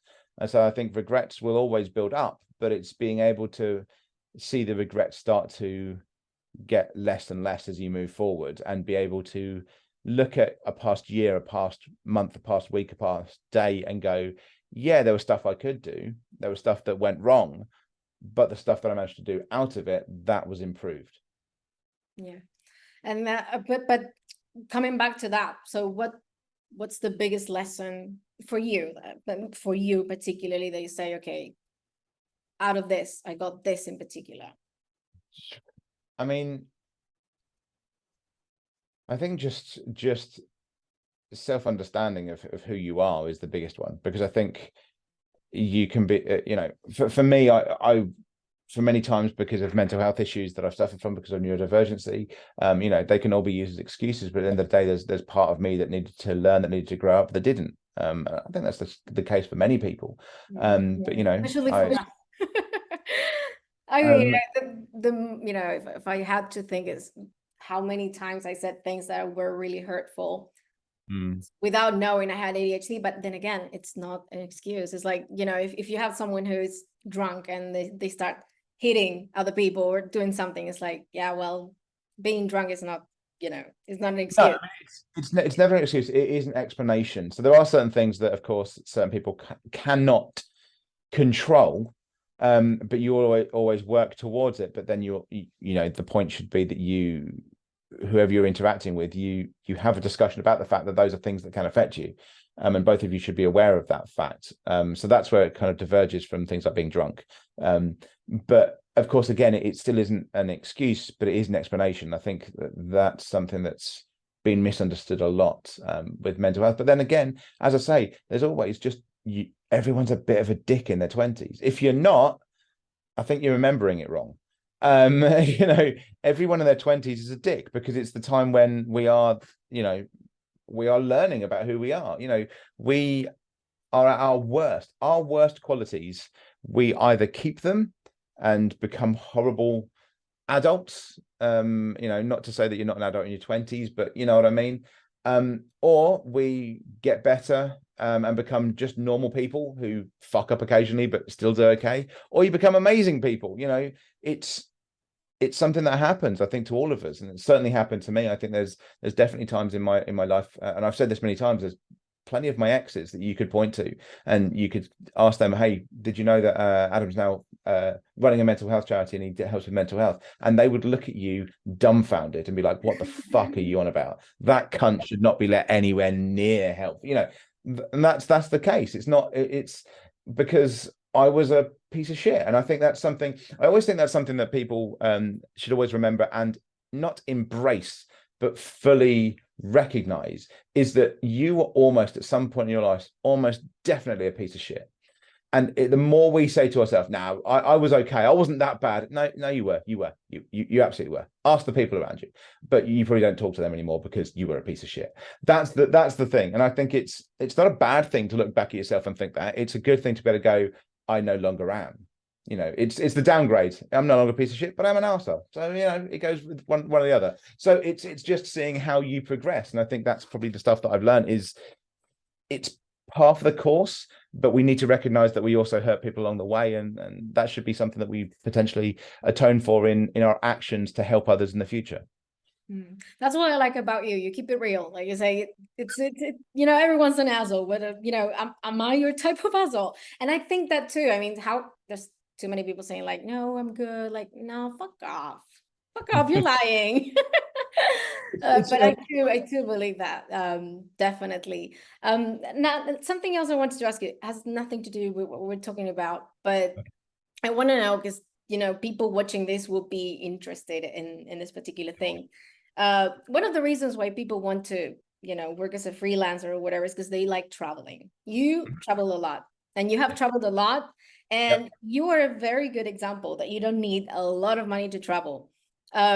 First of all, why do you travel? That's some really weird wording. That makes me sound like I'm a pauper traveling, but I get no, but your point. I believe the point you're making is I'm an incredibly frugal person. Yeah. So it is different depending on where you are. So if you're in England, I'm guessing your question was, how the fuck are you doing it, basically? No. I want to know why you do it. Okay. And then, you know, what advice would you give people who maybe, you know, like me, have the same excuse, like, no, I don't want to spend the money. No, I want to keep saving. I want to invest, whatever. I mean, the last one first, which the kind of, oh, I want to keep saving. What the fuck are you saving for? If the point of the savings is for you to travel, just fucking travel. I mean, it's the simplest thing, but it's the same thing as like you're working 15 jobs just so that you can work one. I mean, especially if you're, for instance, going to be traveling into Europe, you can then travel to basically every other continent for fuck all. Now, obviously, if you're traveling from Canada, America, or South America, it's incredibly expensive to a point. Depending on which VPN you're using for specific countries that may speak English as their first language, maybe VPN into them and using that as, you know, can get you a lot cheaper tickets, for instance. So that's an easy way around it. But also, if you travel into Europe to then travel to everywhere else, it's incredibly cheap. My return tickets to the Middle East were £45, which is the equivalent of like $50-$60. Like, that was my return ticket to the Middle East. So, because there's a lot of people that go, oh yeah, but you can just travel around Europe because it's cheaper. No. I traveled to Asia. Middle East is Asia. I traveled to Asia, and also I did the no money challenges when I went to the Middle East as well, and also different parts. I went off to the coast of Africa one year without spending any money at all. So, you know, if your idea is, oh well, I need to keep saving, you're creating an excuse not to do something you really want to do. And as we say, the regrets you have are the things that you don't do. That's what you're going to regret. You're going to regret the fact that you will look back and go, I had the money all along. I absolutely had the money. Why the fuck didn't I do it? Because what is going to reward you more if you travel from, I don't know, Seattle to Croatia and spend 2 weeks or a month in Croatia, which will cost you fuck all, because the price of things out there is much less than, say, in Seattle, especially in Seattle. The price of accommodation, food is going to be much less. And whilst you're in Croatia, hey, maybe you move around, maybe spend a couple of days in Serbia, maybe, you know, and have an amazing 2, 3, 4 weeks on next to nothing. Or you keep saving, you have a heart attack, and now all the money's going on that, and you never had that journey. You know, which one is more important? Which one are you going to regret? Which one is the thing you're going to be looking back on? This idea of constantly finding something to be your excuse. And I mean, I've created t-shirts, because for those that don't know, one of the channels that I've created, it's relatively new, is Up4Traveling. Because I'll leave your channels below. You're gonna have to send me all 10 of them. Yeah. Channels. So, you know, I'll with the traveling one, you know, I put out a video there every month, 2 weeks to every month, which is the usual for traveling, because you're traveling, so you can't fucking make the videos half the time, unless you're doing them like on the go, which you can always tell. But you know, you have to make the UK ones.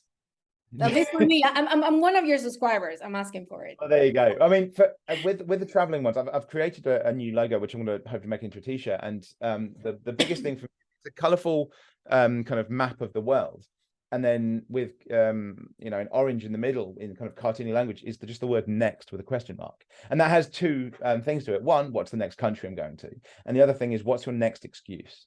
Because you will find one. If you've always made those excuses, you will find one, and people can knock them down, and then you'll find another one. You will create them as you go. You've done this when we had this discussion. You were literally creating excuses on the fly as you were doing it. And you were going, yeah, but no, next. And that, I think that was literally what I said. I was just like, next, because that doesn't make that doesn't hold water. Next, you know. I need to stop you right there for people listening. Like, when was it? This was like October, 3 months ago. October around that time. We were chatting with Adam because I don't know how it all started, but I think I said to you that I wanted to travel more. You said, do you have some time? We jumped on a Zoom call just like now, and he kept asking me next, because I had the money and I always wanted to travel. And it's crazy how by just asking me that question, he got me into buying the tickets for Italy. Like, not even an hour after we hung up. Like, that was crazy. But it's interesting how just that single question can take you that, you know, that further into, you know. Yeah, it's I think the reason that it gets you there is because you realize that if somebody's able to just do that and just go next, that there was no actual reason you had before, you just thought there was. And when you start to have the realization of that, I think you get somewhere. I mean, I've had that with other people. You know, I've had people that have moved over from Canada with literally nothing, and I've been like, and they're like, oh, okay, well, I've got to settle down before I can do traveling. Like, well, wait a minute, you were living in Canada, you're now in England. Was this not the point, that you wanted to be able to travel? Yeah, but I need the money to be able to travel. No, because when you get a job and you're easy, that's going to be a lot harder. Why not travel now? And with one person, actually, I was in the pub in London. They'd been in England for a week, and I persuaded them to buy themselves a ticket to Lithuania. And I was like, go. Is that how you persuaded people to get a tattoo? By just going next? So, this might be okay, like the best copyright we're getting. Let me probably explain this. So, yes theory. I think a lot of people will know yes theory. Yes theory, again, a big group, and the idea of just going yes to things. You know, you just say yes. Hey, do you want to jump out of a plane? If you're fucking paying for it, yes. You know. And so I went to a yes theory meetup on my birthday year before. It was last year. And I'd actually just come back from traveling a little bit. I'd just come back from the Netherlands that week, about 2 days beforehand. And I was like, well, I'll go, fuck it. I've got nothing to do. It's not a big birthday. I'll go to this yes theory meetup in London. So I went to this meetup and I was there. I just went, well, I'm going to go back traveling anyway. Hey guys, does anyone here want to go traveling? And like of 80 people, 2 people went, yeah, okay. Didn't know them, complete strangers. And they were like, yeah, okay. And exchange numbers. One was Somali American, one was Somali Brit, so not from the same place. And then about halfway through the week, I was like, okay, cool. So which country are we going to? And like the first message I got back was like, fuck, you are serious? I was like, yeah. And so it was like, okay, cool, right, okay, right, let's do it. And I was like, cool, right, let me organize it, let's sort it out. And we flew to Greece a week after my birthday. So it's a week after we met. So 3 strangers, a week after I met them, we flew out to Greece. On my podcast, you can actually find it because I did a podcast with them, just kind of going, why the fuck are you here with me? It's the worst quality video and everything ever, because of course I didn't take luggage. It was just what was in my rucksack. So I just took it with me. And so, yeah, we went there. And when we were in Greece, I went, we could only do this for like a few weeks, or whatever, but do you need to go back to work? Like the American was on like summer holiday. Well, not summer, you know, but he was on holiday from America. You know, he's a student. And I was like, well, you don't need to go back. How about you? And he rang into work ill. And I just went, right, let's go to Hungary. So we flew, then like a bit later, we spent time in Greece. We enjoyed Greece. Really cool place, really nice restaurants there. They really loved us at one of the restaurants. And kept giving us free booze, so cool. And then we flew out to Hungary. This was when this was when there was a massive snowstorm in Greece, and we were the last plane out of Athens airport. And then we went to Hungary. We got into Hungary. We found a bar. Really enjoyed it, and it had karaoke. And I was like, yeah, cool. And then I was chatting to them, and it was coming to the end of our time in Hungary, and I just went, does it have to be the last thing we do? Like, can we not do something else? And that same day, we actually found somebody on Yes Theory on Facebook. Oh, well, just before that, I heard that, I think a couple of days beforehand, persuaded them, hey, guys, we've done Yes Theory. There's a tattoo place. Why don't we get a tattoo? Why not? And they're like, well, I don't know. And I'm in an R-ring, almost to the last point. And let's just fucking go. Let's just do it. We'll just go there. I tell you what, I'm going to fucking get it anyway, because this is a Yes Theory trip, technically. Fuck it, I'm going. And then when they got there, it was a lot easier. And for one of them, it didn't harm the very attractive tattoo artist. And suddenly he didn't have so many complaints. But then a day or two later, I think it was a day later, that on the Yes Theory group for Europe, there were two English guys. We didn't know who the fuck they were, complete strangers, who were just like, hey, guys, we're in Budapest. Is anyone around? And we're like, guys, come and meet us. Come to the pub. Come on. And then I had a chat with them, and I persuaded them to ring in sick for a week or two. And one of them was a doctor, so I hope nothing happened there. But persuaded them, hey, just ring in, just make up an excuse. And so they rang in sick, and I persuaded one of them, because he was about to get a tattoo. I was like, hey, why not make another tattoo your first one? And so it's why I've got yes. Now, I mean, I obviously have other tattoos, but the word yes there. And I persuaded him to get a yes tattoo. So same thing, it's just the word yes. So one of the two got a tattoo as well. And in with persuading them to stay on. And I was like, hey, you're meant to be leaving today because you're meant to be going home tomorrow. Fuck that. Come out of your Airbnb, come to ours, come and stay at ours. And then tomorrow we'll get your tattoo. And then we'll be a day or two later, and then let's get a train to Austria. And so we went with him, went back to the same tattoo artist because they'd been good. One of them got a tattoo. So we had 4 of us that got a tattoo out there with the word yes. And then 2 or 3 days later, we got a train, which cost us £7.89 is the equivalent, all the way from Hungary to Austria. And then I was like, hey, guys, originally you guys wanted to go to Italy, right? That's the reason you came out, but you just changed it last minute. And I persuaded those group of 4. I was like, hey, you go to Italy. I've already got trip things. I need to go back because I need to fly out from London to go somewhere else. And I persuaded them. And so after spending some time in Austria, we said our goodbyes. They went off to Italy, and I came back to the UK so that I could then the day later fly out to Montenegro and then on to Jordan. But yeah, it was just all from having a chat. They all really wanted to do the stuff, and they wanted to have that. And that trip of just randomly meeting a stranger and going, hey, yeah, let's go to Greece, let's go to Hungary, fuck it, let's go to tattoo, and let's go to like, that isn't something they're going to regret. I mean, the tattoo maybe, but it's not going to be something they regret. Do you regret the tattoo? Huh? Do you regret the tattoo? I mean, but yeah. But give you a good story. Yeah, I think it's going to be far more that they go, that was fucking epic. What the fuck? It's not gonna be something they regret. It's gonna be something to look back on and go, hey, I wish I could do that again. Because now maybe their job asks too much of them, especially the one that's a doctor. There could be things that just stop them being able to do that. And so when they look back at it and go, fuck, that was great.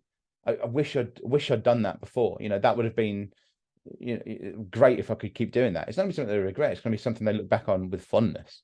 What was the other question you asked? Because you stopped me to ask about the persuasion there. Yeah. Why do you travel? What do you get out of it? I mean, I enjoy it. I think it's also educational. I mean, I am addicted to education in general, academically. Hence the certificates behind me, just to make me look pretty. But I enjoy learning about different countries, different cultures, seeing it, enjoying the food. I've had this thing on one of my other channels, my gaming channel, which is Up for Bad Gaming because I'm fucking awful. Well, I think people enjoy the rage that I have because I will see GeoGuessr, for instance, which is just Google Maps, and people figuring out where something is within seconds. And I'm looking at it going, but that doesn't look like there. And it's very strange because the fact that I have been to these places actually means that I'm very bad at the game, because I'm not looking for a meta.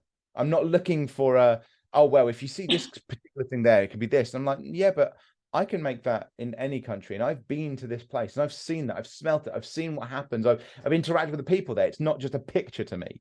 It's not something like that. I know what it's like there. I know what the food is like. I know if I go to Montenegro, I can get an amazing pizza. I know if I go to Hungary, I can get a great pizza as well. And they are two of the other countries that I'll go to other than Italy, obviously. But I know that those two countries in particular have very good pizza as well as Italy. I also know that I can get an amazing kind of phyllo mushroom wrap if I go to Montenegro. I know that if I go to Jordan and I have less than £1 in my pocket, I can afford to eat because I can get a sub, falafel sub for the equivalent of 65 pence or 65 cents. I know that if I go into a mosque there and pay respects, that they will feed me, they will make sure I have water, and they will try and help me as much as they can. I know that if I walk into a Scottish pub in Fuerteventura in the Canary Islands, that I'll be able to speak to a load of Scottish people there that have come over, and I'll be able to have a chat with them and reminisce about what we'd call home. I know if I go to Cork in Ireland, that I can go into the main city and have a look at an indoor market there, which is very similar to the one in Hungary and Budapest. And they both have the thing that if you go upstairs, you can enjoy the local foods. I know those things because I've been there, I've enjoyed it, I've seen it, I've smelt it, I've tasted it. And again, those are things that I can't regret. There are things I know about it because I've been there, I've seen it, I've done it, I've enjoyed it. And it's not just a report on a TV show. It's not just a documentary. It's not just something I read about. It's not just something I go on a cruise for and enjoy for like one day until you're back on the cruise ship. I always find them quite amusing for people that say they travel and they've been on a cruise ship, and it's like you were there for 8 hours. Like, I've stayed in fucking horrendous accommodation in places like Sofia. I've stayed in the middle of Wadi Rum in Jordan with the Bedouin and drunk Bedouin tea, which is sage tea, whilst having a shisha pipe in the middle of the fucking desert where I know that they recorded Lawrence of Arabia. And those are moments that you can't have from sitting in front of a screen and going, well, I'm looking at really nice pictures. But they are things that for £45, I got a return ticket to go there and just figure out the rest when you're there. It's why one of my favorite things and one of my favorite challenges to do is the no money challenge, or runaway, which is where you have no money for food, no money for accommodation, no money for travel. You have 36 hours. You have to get as far away as possible. And you do it for charity. You get people to sponsor you and you get things along the way and things like that. You can't be given any money because any money that's given to you is a direct donation. So you can't use that to travel. You have to be given ticket that somebody's bought you, or you have to be given food. You have no friends or family that can help you. You just see how far you can get. And that's fun because there's a challenge there that it shows your cunning and your ability to do things. You manage to travel and talk to people. I think it's a great thing because you manage to talk to people from other cultures. You manage to interact with people and you get out of the bubble of what you think about maybe yourself, your own country, your own culture, and you start to enjoy and understand other people's. Yeah, I always find it interesting how, for example, here it's full of travelers here in Argentina, but it's crazy how many of them just hang around with expats. It's like, if I went to another country, the last thing I want is expats. Like, no, I want to meet the people from there, right? Like, I want to talk to the locals. I want to try their food. I want to get to know their culture. But then again, I mean, in that sense, I mean, maybe we come from the same background in the sense that we enjoyed traveling because we like learning about, that culture or whatever, their story. It as well. Yeah, it's being part of it rather than just reading about it. Exactly. And now, what is the biggest lesson that you got out of traveling? Trying to think of something that I didn't already think beforehand. That's the thing, because a lot of it I kind of went there with a relatively open mind, because I think the lessons that you could learn are ones that I'd learned because of hardships that I'd seen in England, because I've been homeless twice.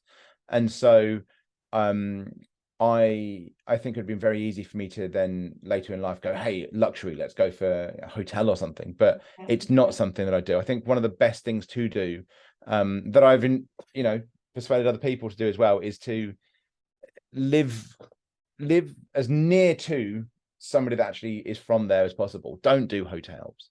Don't do, you know, one of the one of the best ones is to go to a hostel. You know, I have no issue going to. I'm nearly 40. I'm happy to go to a hostel. I don't care. You know, there's a brilliant hostel that's just around the corner from the Central Market in Budapest. That's quite a, you know, very engaging one. There's another decent one in Sofia, which is quite a party one, and it's a lot of fun. And you can interact there, and there, you know, they have the rules, and they're very safe.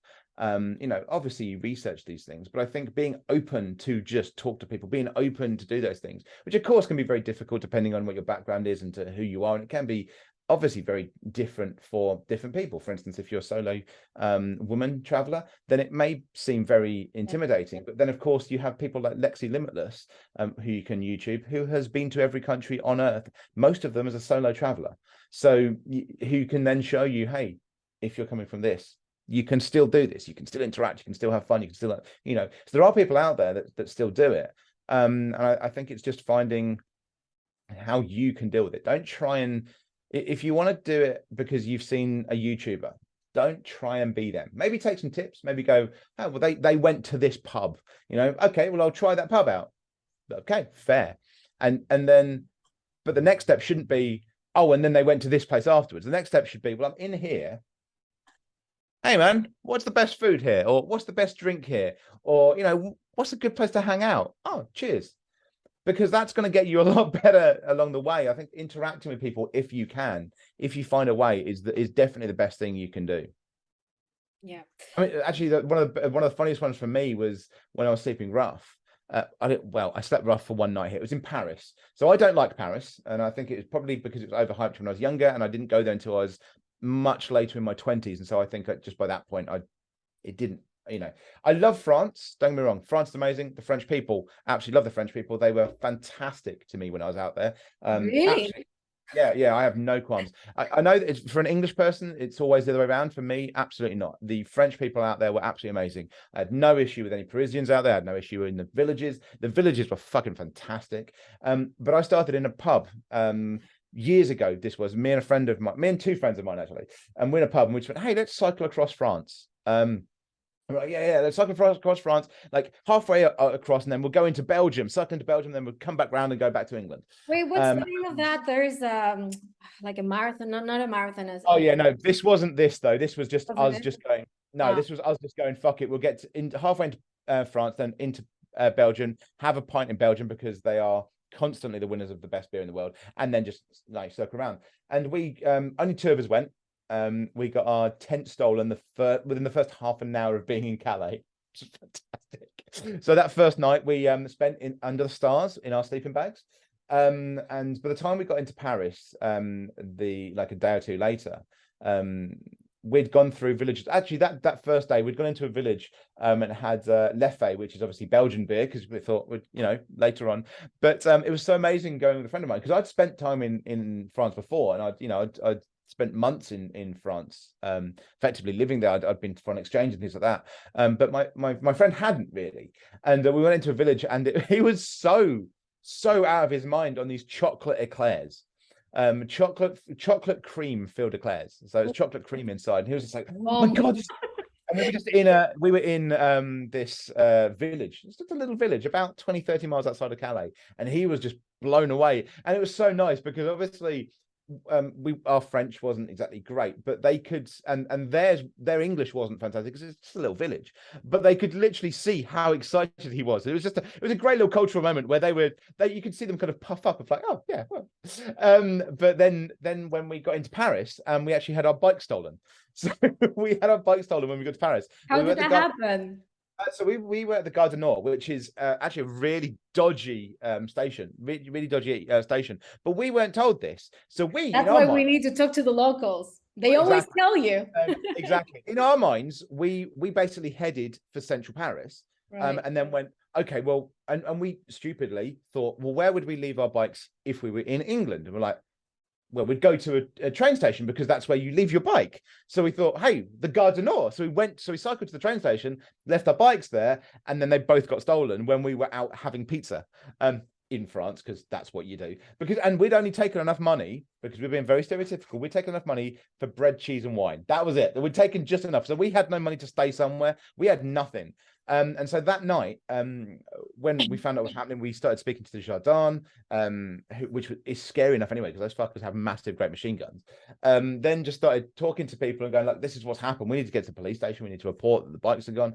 Started chatting to some Americans and an Irish guy, who were like, hey, here's some money to go to the police station. Here's somebody, get a taxi to get to police stations. That was amazing. So the Americans and the Irish that we met in Paris was fantastic. And the police officer was fantastic when we got to the station. They were just like, okay, so this way you need to do this. This would be for your insurance. Great, fantastic. And then we were like, okay, what the fuck do we do now? And so we went, okay, British Embassy. Obviously, you were going to go to the embassy. We found out what it was. It's the only embassy in the area that was being protected by Jardin, which is the police, armed police. So we're like, okay, fuck it, we'll have to sleep somewhere else. Like, so we slept in a doorway of a dress shop opposite the Japanese embassy, and it was fantastic because my friend obviously didn't have any experience of sleeping rough. I had. So I was like, no, we'll be fine. Like, we're good, you know. And we're kind of taking it in terms of sleeping. And then they had like a taxi thing came round that was giving out water, bananas and stuff to people that are sleeping rough. Which I have to say, London, Sadiq Khan, fucking do that.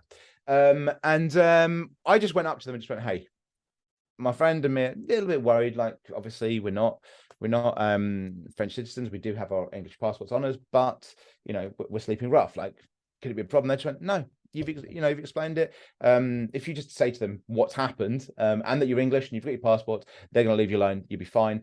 Would you like some hot chocolate and a banana and some chocolate? Fucking yes, I would then. Thank you.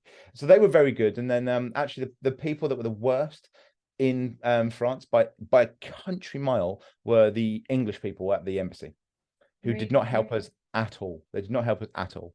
It was only because of a phone call back to a friend of mine back in England who had studied at the Sorbonne in Paris that actually helped us get back. And even when we got back to Calais, when we finally managed to get our way back to Calais, we were like, okay, we've got a bit of money, let's go for a pint. And we went in there, and I was just saying how nice the glasses were, because they're very ornate glasses. And the woman behind the bar just went, oh, okay, clean the glass. There you go, presents from us. And I've just found on my phone, here is a hostel. We've booked you in for a room for yourselves. You can go there whenever you want. So the French were fantastic. The French were absolutely fantastic. That goes to show that, you know, people have to travel. Like, you know, I've never been to France, and all of the stories that I hear from people who went there is that no, the French, they're not very friendly. They're actually not that kind. And, you know, you're going expecting something else, and then you hear these stories and it's like, no, maybe you need to go and see it for yourself. I think the big thing is that people are dicks when they're out there. I think this is the big thing I always talk about, is there's a big difference between being a tourist and a traveler. I think if you're traveling, then you interact, you treat places like you would do back in your own country. You talk to people. If you're a tourist, you are the most annoying motherfucker on the planet. And they don't treat tourists well, but no one does. It's almost a game in London that if a tourist asks you how to get to somewhere, we'll send you the wrong fucking direction. Like, it's like, yeah, if you ask a Londoner. But I hear we're nice with tourists and travelers too. But tourists, I think tourists just get fucked with sometimes, because tourists aren't also tourists are very rarely nice to the people around them. Tourists can be very abrasive. And so you get that. You get English tourists or whatever tourists go to Paris and be like, oh, where's Eiffel Tower? Where's this? And it's like, what the fuck? Excuse me? Buy a paper off them. Be like, hey, I'm really sorry. I don't know where the fuck I am. I don't know what I'm doing. I'm being touristy. Sorry about that. I know. Where the hell is the Eiffel Tower? Like, talk to them like a human being, and they'll be like, oh, okay, English, yeah, that way, you know. They'll talk to you. I apologize to French people for my awful accent attempt there, but they'll just direct you because you're being a normal person. Whereas if you demand things and then get irritated by the fact that they haven't just snapped to your attention, yeah, they're going to be dicks to you. Because I mean, if you try and the thing is as well, and a lot of people say this, but it is true. If you try the language, or at least know how to say hello and thank you, those two things, you will be amazed at how much more respect you get. If that is all you know, it is still something if you can say hello and thank you, because you can also make that into a joke with them. Say hello, and then they can try and speak French to you, and you're like, I'm so sorry, that was all I learned. I'm an idiot. And they're like, Oh, okay, don't worry, come in. You know, they'll make that joke because you are. And I think a big thing, especially with the France, is that they are. You'll get it in the Netherlands as well. Is that they are direct. They're not being rude. They're just direct. So I think the Netherlands gets it a lot because the Netherlands are like the Germans, but more direct. So they're very much kind of this is what I'm going to tell you. You know, that's it. Yeah. Straightforward. I think Sri Lankans are quite similar as well. It's very kind of this is it. There's a comedian, Ramasharanganathan, who's actually from the same county that I'm from in West Sussex. But he made the point that when he was in Sri Lanka, because he's Sri Lankan heritage, but not kind of Sri Lankan. He was born in England. And he said that when he knew nothing about Sri Lanka, and so he traveled there and met like long lost uncles and things, and they would just say stuff that he was like, if I was in England, that would be the rudest fucking thing to ever say to anyone. But he said the more time he spent there, he realized they weren't being rude. That's just how they spoke. Yeah, they were being them. Yeah, and I think the Netherlands and France and Germany, those kind of countries are very similar to that. It's just they're just quite direct. Not all of France. I think Paris far more than many other places. You can get parts of it in Belgium as well, but they're like Antwerp and things that used to be part of the Netherlands. And it's just a direct thing from certain people. But then again, that's sweeping and not necessarily the same for everyone. But the point I think is that just because you've been told that someone or an entire group of people are dicks, no, maybe you just interpreted them wrong. Exactly. Now, something that really stood out to me that you were saying, so it sounds like everything that you guys had planned, didn't work. So how did you, because it sounds like you really enjoyed the trip. How did you manage to? I live in chaos. I enjoy that. And I know it's very difficult for some people and it confuses some people because I suffer from obsessive compulsive disorder. And for those that don't understand what obsessive compulsive disorder is, they think that I need to live in, a tiny little box.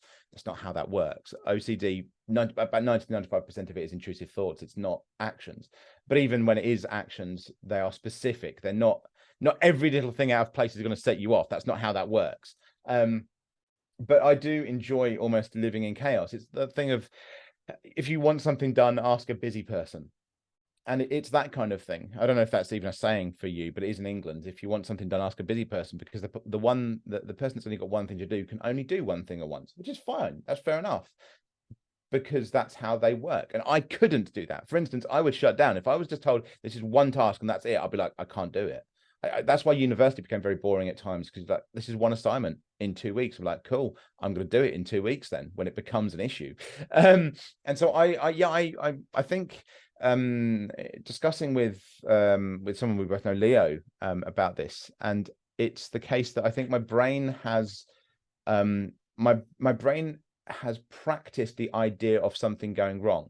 So it hasn't practiced necessarily what goes wrong. It hasn't practiced what, every permutation of what happens. It's not a chessboard, but it is practiced in shit going wrong. Having been homeless at 15, and obviously not for very long, because again, privileged background, and so sounding like I do and looking like I do meant I didn't stay there for long. But knowing that shit can go wrong, expecting kind of going, yeah, well, shit can go wrong, makes things so much easier. Like when I was in the middle of the desert in the Middle East, I didn't suddenly go, oh my God, I could be stuck here. I'm like, this is fucking cool.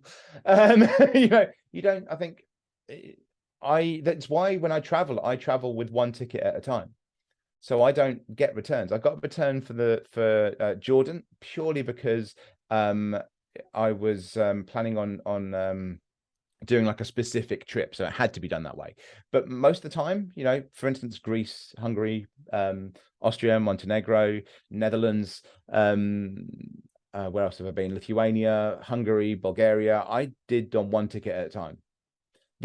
And those countries are ones that I'm only naming countries I've been in the past year, and that's not the full list. But there's a lot more countries I've been to, and I did the same thing. But I do one ticket at a time, because I think, well, I might want to stay here. Like when I went to Norway, when I took a break from Twitch, this is before I quit. This is when I took a break because I needed to. I just got a ticket out there, and I was like, oh, I'm probably gonna come back on this day. And then I went, fuck it. Got a new hotel and went home 5 days later. because I was like, no, I'm enjoying it. I want to spend some more time out here. And I went to a bar. This is probably not the best for everyone, but I went to a bar, the same kind of bar every night, and I got really good friends with some of the bar staff. And then, got shown around, got shown the most famous place in Oslo in terms of the park, where it's just naked people. It's a really weird park. So it's basically, the park is full of statues of naked people. Oh. Yeah, the main column in the middle. I think I know what that is. Yeah, the main column in the middle is just naked people. But it was a park that was donated because basically the person that created the statue said, I will create these statues and create your park if you give me somewhere to live in, so I never have to work for the rest of my life. And they did. So, I would have never even known that place existed if I hadn't met with those people. And I wouldn't have necessarily met those people if I'd have had a return ticket. So I think I enjoy living in the chaos. There are times, of course, when that can be incredibly stressful, but I think if you baseline yourself to be able to do it, then you can. It seems like you thrive on stress, though. But really the stress I thrive on. It's the experience and the adventure that I thrive on. The thrill. I am somewhat of I mean, again, Pamplona, bull run, bungee jump. I do have that kind of thrill seeker in there. I'm sure you have ADHD. I'm telling you that. Okay, so this has been super long. I think I'm gonna start cutting it. I want to ask you 2 more questions and then the final one. So put it out as a whole. Put it out as a whole. No cuts. Come on. No, it's just because it's gonna be hard to upload it. But now you do so many things. So what keeps you inspired or motivates you to continue doing those things? Because it's when I don't know if it's you just making up a voice for YouTube or whatever, but you sound like you actually care, like you sound excited when you how most people, when they turn on the camera, they're like, hey guys, but I think, I don't know. I mean, I don't know you in person, but to me, I think it's genuine. I think I've always said, and I'll say it again, there is no such thing as a real version of you on camera as there is in real life. But that also goes for you. There's no real version of you when you go outside as there is in real life, because every day of the week, every second, we put on a mask. So there are different masks, and I think you could always argue that you can try and be as real and as authentic as you want to be, but at some point you are, of course, putting on a mask because you need to. It's a protective thing. I try and be as normal as I can, and I think in with that, I try and point out flaws I have, and I think that's the easiest thing of doing it. I think trying not to lie to myself is probably one of the easiest things. When somebody will say, or people will try and put on a pedestal, I'll be the first one to say, no, not me. And so I think that helps, because I think if you just constantly go, hey, I'm amazing, I'm the best thing ever, then you'll lose all sense of who you are. You'll lose any motivation to do anything, because you've got nowhere to go and you're not really you. You're playing a complete act. And so, yeah, I try and just keep going. I don't know if I'd call it even motivation. It's just the idea of this is what I'm doing. I'm doing this. This is it. It's just what I continue with. Oh, well, I've got spare time. Fuck it. Let's create another channel. I've got a spare half an hour. I'll write kids book. Oh, well, I've had this thing playing in the background. Okay, I'll do it. And I think it's living by the things that I said when we opened the episode up, in that if I can do it, I just will. And I think it's that, if you have the ability to do it, it's just doing it. I don't know if the motivation even really comes into it, which I know may sound strange, but I don't think of it as motivation, because I don't need the motivation to be there. I just do it. Much as it's the Nike advert.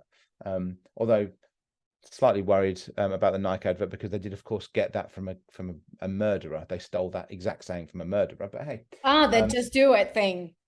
Yeah, I know about that too.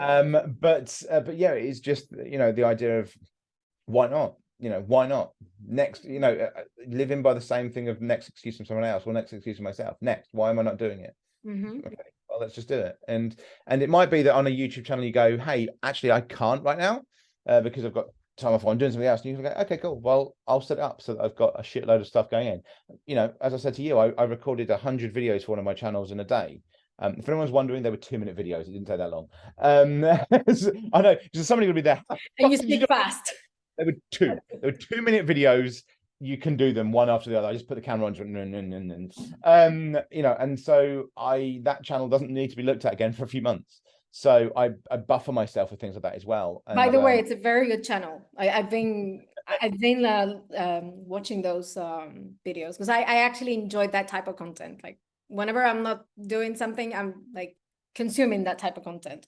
But that only makes me think something, right? Because in a way, I mean, you sound very much like me, but I know why I do the things I do. Sometimes it's because I don't want to think. Do you think you get the same thing? Is that because you don't want to sit alone with your thoughts? Oh, I fucking hate that. Yeah, no, I mean, I've always said to people, I don't do silence. And I've made this point to a lot of people. It's why I talk so fucking much, because why would I sit in silence? I don't But doesn't understand. it stress you? Because for me, it does. I mean, sometimes I want to continue doing things because I don't want to sit with my thoughts, because sometimes they can be very upsetting. I think I told you, but I get whenever I get bored, you'll see me like this. I'm like, I don't know what to do. I don't know what to do. Oh my God, I'm bored. I don't know what to do. And I go crazy over that because like, oh my God, I'm bored. And it hurts because the ADHD, but like I get sort of like depersonalized and like, I don't know if you, I don't know if you've ever done a video on that, but when you get depersonalization and derealization, it's called like, I don't know how to explain it. It's very, very weird. It's like you feel like you're actually leaving your own body, and like you're like, am I making this up? Like, and I know, it doesn't make sense because of course it's not autopilot. It's a bit like Click. But I get that. I get that since I was a child. But it's like I need to continue. I need to be doing things all the time, because if not, I get bored, and that happens. But at the same time, it's also making me like super stressed. So I don't know if you. I do it to a point, but the stress isn't really there. Like even when I meditate, because I'm, meditation teaching, but oh my God, I can't meditate. I get that. No, right now, I would argue you have meditated several times and don't realize. Yeah, no. Walking meditations, they do work for me, like moving. No, not even that. I would argue. So meditation at its baseline is a time in which your mind is free from active thought, and that you are in a time when thought can enter your head freely, and you are not actively interacting in it, and it's where you can find the most mindfulness. Yeah, you will find that almost everyone on the planet has meditated and not realized, because there is a saying that is literally it kind of says what meditation is, which is time flies when you're having fun. No, time flies because your mind is completely desensitized and you have been meditating. You've been an autopilot. You've meditated through that game of Warzone. You've meditated whilst gardening. You have been completely as near to the one with yourself as you could be, because you were free of active thought. So the idea of not being able to meditate, everyone meditates. Everyone meditates and just doesn't realize it. It's just the only difference is when you're actively trying to meditate is when you're bringing yourself into a far more mindful time and you're realizing of your meditation. So you're understanding it and you're giving yourself that space, and that can be in itself rewarding. But I would also argue those types of meditations also depend on how you do it. I don't meditate in silence. I meditate to usually Die Hard. I have Die Hard on the background, and I'll meditate to Die Hard. How do you do it? I'm just curious. Well, because I think you and probably most people have this idea of you have to have nice music on or silence, and it's complete bullshit. So the easiest way I do it is I know the film Die Hard incredibly well, and I can live along with it. So I don't need to think about it. It is there in the background. So I can have it constant so that I'm not in silence, which I hate. It's an active film, so it's not just crappy, songs of the whatever. And so I can interact with it whilst not interacting. So I mean, I can enjoy the film whilst not needing to actively think about it. It's not a thriller or a mystery. And I'm still doing the actions of a meditation. I'm still controlling my breathing. I'm still moving forward with it. And so I allow myself to be in a meditative state whilst having that as my background, in the same way that somebody that listens to whale noises does the same thing. But because I know the film so well, I can do that whilst still being able to engage that different part of my brain. Wow, that's interesting. No, in my case, I mean, for me, it's hard because the only way it's like your brain, there's nothing in your brain. It's just there is your thoughts, like you. There's always something. There's always something in your brain. Only people from LA that go a lot tell you that you've got to clear your mind. It's complete bollocks. You don't clear your mind. No, but it's like for a while, like you quiet down your thoughts, and instead of having like 10,000 thoughts, you only hear one. You focus your pattern. But then again, that's why you can use things to, because I mean, technically my brain's doing two things at once, but only one of them has the focus. Because I mean, I'm technically kind of enjoying, you know, part of my brain, if you brain scanned me, would be enjoying the film, but there's no focus on it. The focus is completely on breathing. So it's just how you focus and how you do it. A lot of people, you find people that can focus to heavy metal. It's the same thing. That's true. Well, I get that every time I go to like a scenery place, like Patagonia, for example. For me, it's you know, I've been to Italy. I loved it, but there's something about that place that is so beautiful. It's, I don't know, you just look at it, you take it all in, and it's, for once in your life, you just you can hear your thoughts. It's crazy. But do you have any videos or anything you would like to, I don't know, recommend to people like me who have that problem, like finding something else? Because you can't be going to Patagonia every single day you want to relax, you know. Like, what advice would you give me, for example?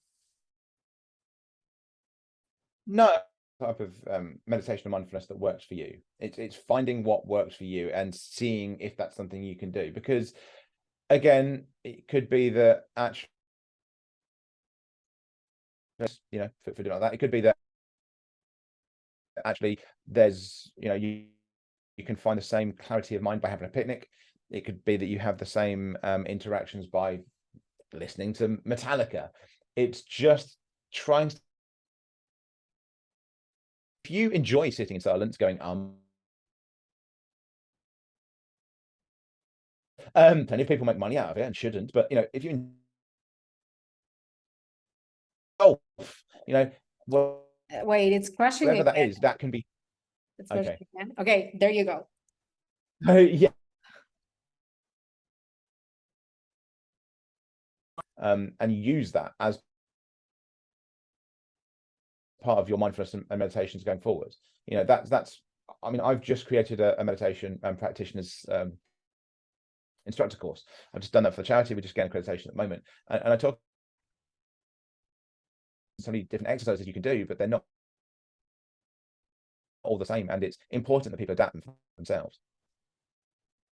Right. Sorry, you crashed again, but I was able to hear everything because you came back super fast. Okay. Well, I just want to ask you one more thing. Is there something I haven't asked you and I should have, or you would like to say? She's using my podcast technique against me now. This is what I do at the end of my podcasts. I don't particularly think so. I mean, that's literally how I. It's a lazy question. As long as you don't start off. Hey, as long as you don't start offering people cookies like I do at the end of my. No, I think I think I've said most things. Again, I think this is, as a kind of opening podcast, is just a chat anyway. And I think that'll get better and it'll progress. And obviously you're going to get hopefully less crashing on your system. I don't think there's anything. I think the main thing for people is just try. I talked about mindfulness there. I think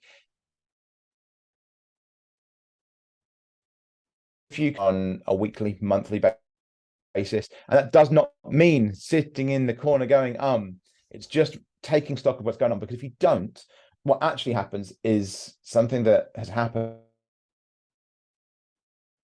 in stock of, you don't really realize is there, will just fester. And the easiest way to think about it, so I'll end with an analogy. It's the same reason that people go, oh no, I know myself best, and oh, I'm absolutely fine. So yes, but that's like buying a loaf of bread. You buy a loaf of bread and you put it on the counter at home, and you come back to it tomorrow. It's in plastic. And then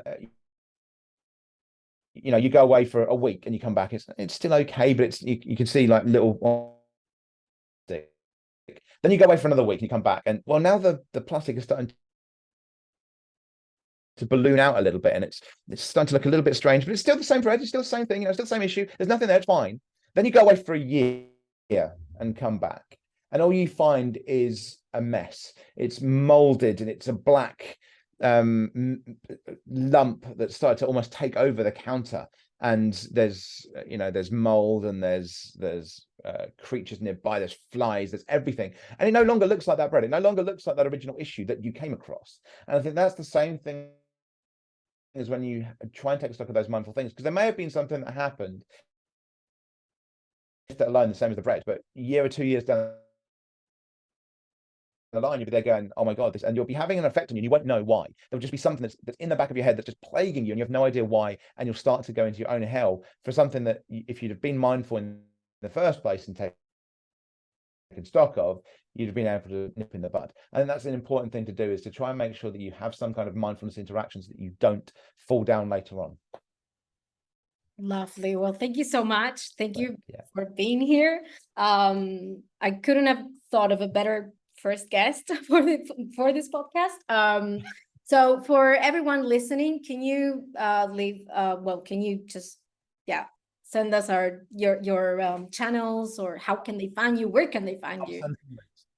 So, I mean, I was a Twitch streamer. I'm not anymore, but I am a mental health facilitator and educator. So my main interaction, my biggest channel would be Up. No, it's not Up. It's not me as Up. It's Good to Talk. So it's under the new things, YouTube at Good to Talk. And that's my podcast. You'll see me talking to all sorts of different people, including Mechi here, and people like Call Me Chris from TikTok and YouTube, and OnlyFans creators, ex-military, and everyone in between. So you can find me there. I also have a normal mental health channel, which is Up4 the challenge, so Up for the Challenge MH. And that is me on my kind of educational channel. So every Tuesday I put out a video doing what is mindfulness, what is psychoanalysis. Basically, it's me on a kind of an editorial. You don't have as many people over on that channel, not as many views. That is my smallest one in terms of views. But if just one of those videos is speaking to you, then I'm grateful that it's there. And then there's some other stuff that I'm sure I will send over. But also, of course, the charity, which is Up, UK-based charity. But you may other countries as well. Perfect. Okay, well, thank you again for being here, Adam. Up for the challenge. For everyone else, I'm gonna leave your links below and all of that. Thanks again for being here. And well, that's it for the first interview. It's gonna get better. I just had so many technological issues. Next time it's not gonna be that bad. I hope. So you can always come back. Like next time it's gonna be better. Again, sorry for all of the tech issues. I did have some internet connection problems. But anyways, Adams was telling us everything about the charities that he has. So I'm going to leave all of the links below. You can find them there.